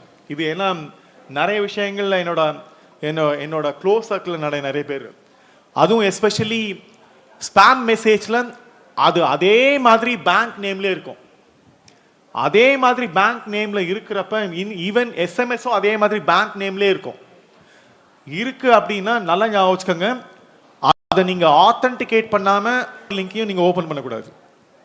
அதுவும் எஸ்பெஷலி ஃபெஸ்டிவல் டைமில், தீபாவளி டைமில், நியூ இயர் டைமில், கிறிஸ்மஸ் டைமில் உங்கள் நேம் போட்டு இதை ஓப்பன் பண்ணால் அட்ராக்டிவான ஒரு மெசேஜ் வரும் அப்படின்னு அந்த ஹைப்பர் லிங்கை தொட்ட உடனே அது நிச்சயமாக உங்கள் பேரை சொல்லி தான் அது புஷ்பானம் விடும், இதெல்லாம் விடும். நீங்கள் உங்களுக்கும் ரொம்ப அட்ராக்டிவாக இருக்கும். ஆனால் நல்லா ஞாபகம் வச்சுக்கோங்க, அது உங்களோட டேட்டா பேஸோட ரூட்டுக்கு போய் உங்களோட அக்கௌண்ட் எல்லாத்தையும் அது வந்து ஸ்டீல் பண்ணி உங்களுக்கு தெரியாமல் உங்கள் அக்கௌண்ட்லேருந்து அது ப்ராம்ப்ட் மெசேஜ் உங்களோட அக்கௌண்ட்டில் இருக்க எல்லாருக்கும் போக ஆரம்பிச்சிடும். அவங்களும் இந்த மாதிரி நந்தகுமார் அனுப்பிச்சிருக்கிறாரு, இந்த தீபாவளி மெசேஜில் ஓப்பன் பண்ணால் புஷ்ஷுன்னு வரும், நம்ம பேரோட புஷ்ஷுன்னு வரும் அப்படின்னு நம்மளும் ஓப்பன் பண்ணுவோம். நம்ம அக்கௌண்ட்லும் இருக்கிற அக்கௌண்ட்ஸ் எல்லாத்தையும் அது ஸ்பேமில் ஆட்டோமேட்டிக்காக போயிடும். ஸோ இதெல்லாமே காமன் நடக்கிற விஷயங்கள். ஏதாவது ஒன்று ஃப்ரீன்னு வர்றப்ப ஆத்தென்டிகேட் பண்ணிக்கோங்க. ஹைப்பர் லிங்கை நீங்கள் செக் பண்ணிக்கோங்க, ஒரு தடவைக்கு 2 தடவை. ஹைப்பர் லிங்கை செக் பண்ணி அதை தொடர்றதுக்கு முன்னாடி உங்களுடைய பின்விளைவுகள் என்ன அப்படின்றத நீங்கள் தெரிஞ்சுக்கிட்டீங்கன்னா எல்லா ஸ்பேமும் ரொம்ப அட்ராக்டிவாக இருக்கும். எல்லா ஸ்பேமும் வார்த்தைகளில் டியர் உங்கள் பேர் நீங்கள் சோஷியல் நெட்வொர்க்கிங்கில் எப்படி வச்சுருக்கீங்களோ அப்படி தான் இருக்கும். அது ஆக்சுவலாக நான் சப்போஸ் நந்தான்னு வச்சுருக்கேன்னு வச்சுக்கோங்களேன், டியர் நந்தான் தான் சொல்லும், டியர் நந்தகுமார் சொல்லாது. It always says dear Nanda, how are you, I am finding that you are attractive. நீங்கள் உங்களை பார்த்தா வந்து ரொம்ப நல்லவராக தெரியுறீங்க, எனக்கு நிறைய சொத்து இருக்குது, இந்த சொத்தை உங்களுக்கு நான் ட்ரான்ஸ்ஃபர் பண்ணோம், காசு நிறைய வச்சுருக்கேன் ட்ரான்ஸ்ஃபர் பண்ணோம் அப்படின்னு வரப்ப டியர் நந்தான் தான் சொல்லும். ஏன்னா என்னோட சோஷியல் நெட்வொர்க்கிங்கில் நந்தா அப்படின்னு இருக்கும், அது ஃபர்ஸ்ட் நேம் இருக்குல்ல, ஃபர்ஸ்ட் நேமை அப்படியே தூக்கி டியர் நந்தா அப்படின்னு அது டியர்ன்ற வார்த்தையை போட்டு தான் வரும். நான் என் ஃப்ரெண்டு ஒருத்தர் இருக்கான், டே மச்சி அப்படின்னா, என்னடா அப்படின்னா, மச்சி எனக்கு இன்கம் டேக்ஸில் ஒரு ரீஃபண்ட் இருக்குது, அதை வாங்கி கொடுக்க முடியுமா அப்படின்னு கேட்டான். நான் சொன்னேன், நீ எப்படா இன்கம் டேக்ஸ் ரிட்டர்ன் டீட்டெயில்ஸ்லாம் அனுப்பிடா அப்படின்னு. நான் எங்கே மச்சி ரிட்டர்ன்லாம் ஃபைல் பண்ணேன், ஏதோ ஒரு மெசேஜ் வந்துச்சு இந்த மாதிரி இன்கம் டேக்ஸ்லேருந்து ரீஃபண்டுன்னு, அதை நீ வாங்கி கொடுத்துட்டேன்னு நான் வேணா ரிட்டர்ன் ஃபைல் பண்ணுறேன். ஒரு விஷயத்தை நீங்கள் அதில் ப்ராசஸில் இன்வால்வ் பண்ணாமே உங்களுக்கு அமௌண்ட் பெண்டிங் இருக்குது அப்படின்னு வரப்ப அதில் நீங்கள் எப்படி நம்பி அதுக்குள்ளே போகிறீங்க அப்படின்றத நான் சொல்லுவேன். டேய் இது மடத்தனமாக இருக்குது, ரிட்டர்ன் ஃபைல் பண்ணாமே, இன்கம் டேக்ஸ் ரிட்டர்ன் ஃபைல் பண்ணாமே இன்கம் டேக்ஸ்லேருந்து எப்படா ரீஃபண்ட் வரும், தொலைச்சு அப்படின்னு சொல்லி அவனை திட்டி விட்டேன். எதுக்கு சொல்கிறேன்னா, ஒரு டிரான்சாக்ஷனில் நீங்கள் உங்கள் அக்கௌண்ட்டே இல்லாமல் உங்கள் அக்கௌண்ட்லேருந்து பணம் இந்த பேங்கிங் டிரான்சாக்ஷனில் இருக்குது அப்படின்றத ஒரு மெசேஜ் வரப்ப நம்மளுக்கு தான் அப்படி ஒரு கிரெடிட் கார்டு இல்லை, நம்மளுக்கு தான் அப்படி ஒரு பேங்க் அக்கௌண்ட் இல்லை. அப்படி ஒரு பேங்க் அக்கௌண்ட் இருந்தாலும் சரி, நீங்கள் ஏதோ ஒரு பேங்க் அக்கௌண்ட் வச்சுருக்கீங்க, அப்படி ஒரு பேங்க் அக்கௌண்ட் இருந்தாலும் அந்த பேங்க் அக்கௌண்ட்லேருந்து உங்களுக்கு மெசேஜ் வருது அப்படின்னா நார்மலாக வர மெசேஜ் எல்லாமே வார்னிங் மெசேஜ் தான் வரும். டிரான்சாக்ஷன் மெசேஜஸ்லாம் வருதுன்றது டிரான்சாக்ஷன் இன்வால்வ் ஆச்சுன்னா தான். நான் ஒரு 100 ரூபா எடுத்தேன் என்னோட அக்கௌண்ட்லேருந்து அப்படின்னா உடனே 100 ரூபா டெபிட் ஆன அந்த நோட்டு வரும், 100 ரூபா எடுத்தீங்க அப்படின்னு. கிரெடிட் யாராவது உங்களுக்கு பணம் போட்டிருந்தாங்கன்னா, 100 ரூபா போட்டிருந்தாங்கன்னா அந்த 100 ரூபா அக்கௌண்ட்டு அதுவும் ரெகுலராக ஒரே மெசேஜில் ஒரே மெசேஜ் டெலிவரி போர்ட்டலில் தான் வரும், டிஃப்ரெண்ட் போர்ட்டல்லேருந்து வராது. உங்களுக்கு வார்னிங் மெசேஜ் வர்றதும் சரி, டெபிட் கிரெடிட் வர மெசேஜ் எல்லாமே ஒரே அக்கௌண்ட்டில் தான் வரும், டிஃப்ரெண்ட் அக்கௌண்ட்ஸில் அது வராது. இதெல்லாம் தான் ஆன்லைனிங் கேமில் என்னென்னா நம்மளுக்கு எல்லாமே பேராசை பெரு நஷ்டம் சொல்கிறது. எதையாவது ஒன்றுத்தில் நம்மளை ஆசைப்பட்டு உள்ளே என்ட்ரு ஆனதுக்கப்புறம் நம்மளுக்கு ப்ராம்ப்ட் ஆகுறப்ப, ஏன்னா நிறைய பேர் நான் கேட்ட நிறைய பேர் ஆன்லைன் கேமில் இனிஷியலாக சம்பாதிக்கிறது நிறைய. அதில் நான் 10,000 வாங்கினோம், ஓ இப்போ 10,000 கிடச்சிருச்சு, இன்னும் ஒரு போனால் 20,000 வருது, லட்சக்கணக்கில் சம்பாரிச்சு கடைசியில் கோடிக்கணக்கில் விட்ட நிறைய பேர் இருக்காங்க. நிறைய பேர் பர்சனலாக அந்த பசங்களெல்லாம் பார்க்குறப்ப ரொம்ப பரிதாபமாக இருக்குது. சம்டைம்ஸ் அது வந்து it is leading to extremity of the life they committing. Because அதுலேருந்து வெளியில் வர முடியாமல் அவங்க கூட அவங்களோட லைஃப் எண்ட் பண்ணுறப்ப ரொம்ப மிசரபிளாக இருக்குது. டிஜிட்டல் டிரான்சாக்ஷன் பொறுத்த வரைக்கும் இந்த மாதிரி ஆன்லைன் கேமிங்காக இருந்தாலும் சரி, ஆன்லைன் டிரான்சாக்ஷனாக இருந்தாலும் சரி, ஆன்லைன் ஐடென்டிட்டியாக இருந்தாலும் சரி, ஒரு தடவைக்கு 2 தடவைக்கு நீங்கள் க்ளோஸ்ட் சர்க்கியூட்டாக வச்சுக்கோங்க, க்ளோஸ்ட் நெட்ஒர்க்காக வச்சுக்கோங்க, ரொம்ப லிமிட்டாக வச்சுக்கோங்க. அதுக்காக பண்ண வேணாம்னு சொல்லலை. அதை க்ளோஸ்ட் ஆத்தென்டிசிட்டியை நீங்கள் என்ஷோர் பண்ணாமல் எதுக்குள்ளேயும் சடனாக ப்ராம்ப்ட் வரப்போ அந்த ப்ராம்ப்டை தட்டினீங்கனால தொட்டிங்க கெட்டிங்க அப்படின்வாங்களா, இதான் வார்த்தை.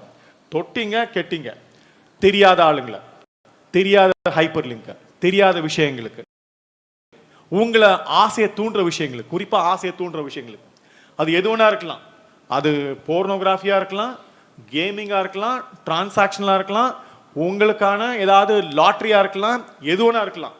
எதுவாக இருந்தாலும் உங்களை ப்ராம்ப்ட் பண்ணுது கையை வைங்க, அதை தொடுங்க, தொட்டு அதை கிளைம் பண்ணுங்க அப்படின்னா நீங்கள் எதையோ ஒன்றத்தை எடுக்க போகிறீங்க அந்த கிளைம் மூலயமா அப்படின்றத மைண்டில் வச்சுக்கிட்டிங்கனாலே இந்த டீகோடிங் இன்விசிபிள் போச்சுன்னா பிரச்சனை என்ன தெரியுங்களா? டிஜிட்டல் டிரான்சாக்ஷனில் எல்லாத்தையும் ஐபி அட்ரஸ் சொன்னார். ஐபி அட்ரஸில் விபிஎன் பேஸ்டாக போனால் ஐபி அட்ரஸ் பிடிக்கிறது ரொம்ப கஷ்டம். நாங்கள்லாம் வந்து முதல்லலாம் வந்து பார்த்தீங்கன்னா ஐபி அட்ரஸ் ட்ராக்கர்லாம் இருந்தது. அது இங்கிலாண்டுன்னு இருக்கும். ஆனால் ஐபிஎஸ் ட்ராக் பண்ணால் it goes to any country which is actually அங்கே அது சைபர் கிரைம் கிடையாது. அந்த நாடுகளில் அது சைபர் கிரைம் கிடையாது. ஞாபகம் வச்சுக்கோங்க. இந்த ஃபாரின் கண்ட்ரி சொல்கிறாங்களே, இன் சர்டன் கண்ட்ரீஸ் இந்த மாதிரியான டிஜிட்டல் ஆக்டிவிட்டி ஆன்லைன் ஆக்டிவிட்டிலாம் சைபர் கிரைம் கிடையாது. அந்த மாதிரியான கண்ட்ரீஸில் ஆரிஜினேட் ஆகிறப்ப நீங்களும் சரி கவர்மெண்ட்டும் சரி ஒன்றுமே பண்ண முடியாது. ஞாபகம் வச்சுக்கோங்க. அதுக்கப்புறம் நீங்கள் கத்துறதுலையோ ஒரு பிரயோஜனமும் கிடையாது.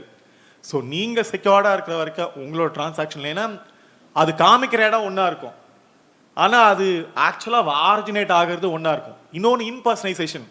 லேடின்னு சொல்கிறவங்க யாருமே லேடி கிடையாது, ஜென்ஸ்ன்னு சொல்கிறவங்க யாரும் ஜென்ஸ் கிடையாது. டிஜிட்டலை பொறுத்த வரைக்கும் ஐடென்டிட்டி வந்து 0-1 தான். புரியுதுங்களா? டிஜிட்டலை பொறுத்த வரைக்கும் ஐடென்டிட்டி ஆண் பெண்ணெல்லாம் கிடையவே கிடையாது. டிஜிட்டலை பொறுத்த வரைக்கும் 0-1 புரிஞ்சுக்கிட்டீங்கன்னா 1, இல்லைன்னா உங்களை 0 ஆகிடும். இதுதான் இந்த டிஜிட்டல் டீகோடிங்கோட முக்கியமான விஷயம். So be aware of it. இது எல்லாருக்கும் நடக்கும். நான் பேசிகிட்டு இருக்கேன்னு சொல்கிறேன்ல, இது எனக்கும் நடக்கலாம்.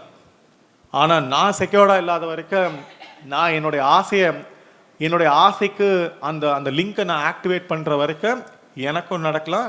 நானும் சஸ்பீஷியஸ் ஆன் த சென்ஸ், நானும் ப்ரோன் தான் டிஜிட்டல் அட்டாக் எல்லாத்துக்கும். ஸோ அந்த டிஜிட்டல் அட்டாக்ல ரொம்ப ஈஸியான விஷயம், நீங்கள் ஏமாறாமல் நீங்கள் உஷாராக இருக்கிறதுக்கான இந்த ஆக்டிவிட்டிஸ் எல்லாத்தையும் சொல்லிட்டேன். எதுவாக இருந்தாலும் நான் சொல்கிறது, உங்களோட காலேஜ்லேருந்து மெயில் வந்தால் கூட, ரீசெண்டாக எனக்கு தெரிஞ்சவங்க ஒருத்தவங்க அவங்க பாஸ் கிட்ட இருந்து மெசேஜ் வந்தது, அவங்க காலேஜ் டீச்சர் கிட்ட இருந்து மெசேஜ் வந்துச்சு, இமெயில் வருது, மெசேஜ் வருது, வாட்ஸ்அப் மெசேஜ் வருது. டீச்சர் சொல்கிறாங்க அப்படின்றதுக்காக இன்ஸ்ட்ரக்ஷன் கேரி அவுட் பண்ணுறாங்க. கேரி அவுட் பண்ணி கடைசியில் ட்ராப்பில் மாட்டிக்கிறாங்க. பாஸ் சொன்னாரேன்றதுக்காக கேரி அவுட் பண்ணுறாங்க, கடைசியில் அது பாஸ் இல்லை, கடைசியில் டீச்சர் இல்லை. உங்கள் டீச்சர் மெசேஜ் அனுப்பிச்சாங்கன்னா உங்கள் டீச்சர்கிட்ட கேளுங்க, நீங்கள் அனுப்பிச்ச மெசேஜா அப்படின்னு. உங்கள் டீச்சர் டேரெக்டாக ஃபோன் பண்ணி கேளுங்க. உங்கள் டீச்சர் மெயில் அனுப்பிச்சாங்கன்னா உங்கள் டீச்சர்கிட்ட கேளுங்க, ப்ராஜெக்ட் சப்மிட் பண்ணோம், டைம் ஆயிடுச்சு, ஏன் பண்ணல இந்த டேட்குள்ளே அப்படின்னு கேட்டேன்னா கேளுங்க. அந்த மாதிரி உங்களுக்கு தெரிஞ்சவங்களோட ஐடென்டிட்டியிலேருந்து வந்துச்சுன்னா நீங்கள் உஷாராக இருக்கணும். உங்கள் தெரிஞ்சவங்க கிட்ட இருந்து தெரியாதவங்க கிட்ட வந்துச்சுன்னா நீங்களே உஷாராக இருப்பீங்க. உங்கள் தெரிஞ்சவங்க கிட்ட இருந்து வந்துச்சுன்னா நீங்கள் எப்பவுமே உஷாராக இருக்கணும். உங்கள் தெரிஞ்சவங்க கிட்ட இருந்தால் உஷாராக இருக்கணும். மெசேஜ் வந்துச்சுன்னா, அதுவும் டிமாண்ட் பண்ணுற மெசேஜாக இருந்ததுன்னா, கொடுங்க, போடுங்க, ஏதாவது ஒன்று செய்யுங்க, ரொம்ப ஸ்ட்ரெஸ்டாக இருக்கணும் அப்படின்னு மெசேஜ் வந்துச்சுன்னா அந்த இடங்கள்லாம் நீங்கள் உஷாராக இருக்க வேண்டிய இடங்கள். இதுதான் அந்த மெசேஜ். இந்த மெசேஜ் இந்த டீகோடிங் கான்ஃபரன்ஸ் நேஷனல் செமினார் மூலயமா உங்களுக்கு நான் தமிழில் சொல்கிறதுக்கான காரணம் உங்களுக்கு புரியணுன்றதுக்காக. ஏன்னா இது என்ன உங்களுக்கு தான் இது ஆக்சுவலாக நேஷ்னல் லெவலில் இதுக்குன்னே ஆர்கனைஸ்டாக இருக்குது. ஆர்கனைஸ்டு டிஜிட்டல் கிரைம் நிறைய இருக்குது.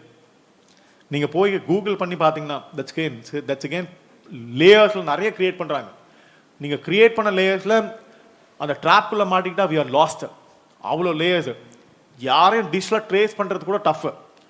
தோ 1930 ஆன்லைன் ரெமெடி இருந்தால் கூட, ரெட்ரஸல் இருந்தால் கூட அவங்களுக்கும் நிறைய வேலை இருக்குது. புரியுதுங்களா? நிறைய வேலை இருக்குது ரிட்ரீவ் பண்ணுறதுக்கும் ரெஸ்டோர் பண்ணுறதுக்கும்.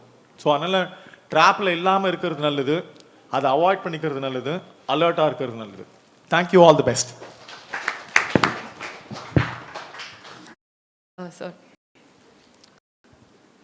So, yes, thank you for sharing your perspective, Mr. Nandakumar. It was very informative.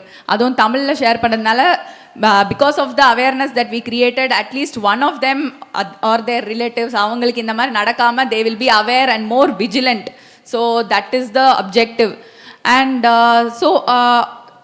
sir, you were about to say something, and if there are any questions, we can have, or else we can also close the session. Yes. So it looks like everybody is clear on the topic. So we will be closing the panel discussion now and the question and answer session now. So I call upon the stage the organizer, Mr. V. Maheshwaran, to address his vote of thanks.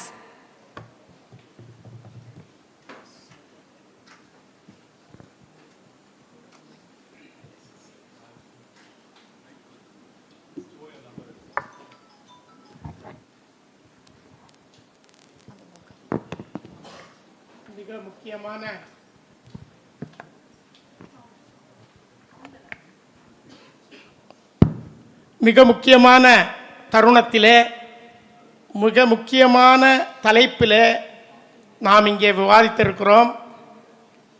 இந்த விவாதம் இந்த நேரத்திலே மிக மிக முக்கியம்.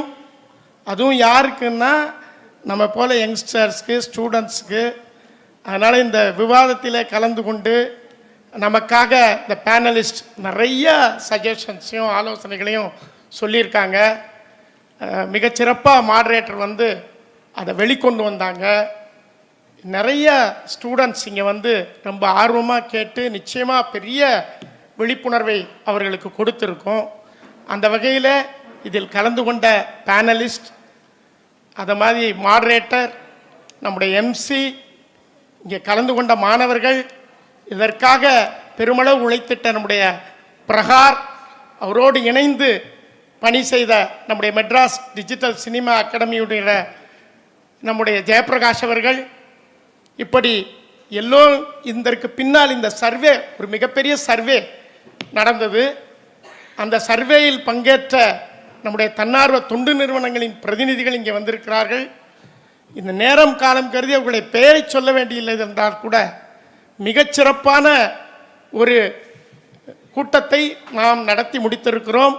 நிச்சயமாக இதனுடைய தாக்கம் இந்த இளைஞர்கள் மத்தியிலே, மாணவர்கள் மத்தியிலே நிச்சயமாக ஒரு விழிப்புணர்வை ஏற்படுத்தி இருக்கும். நிறைய ஏமாறக்கூடியவர்கள் பெரும்பான்மையானவர்கள் மாணவர்களாகத்தான் இருக்கிறார்கள்.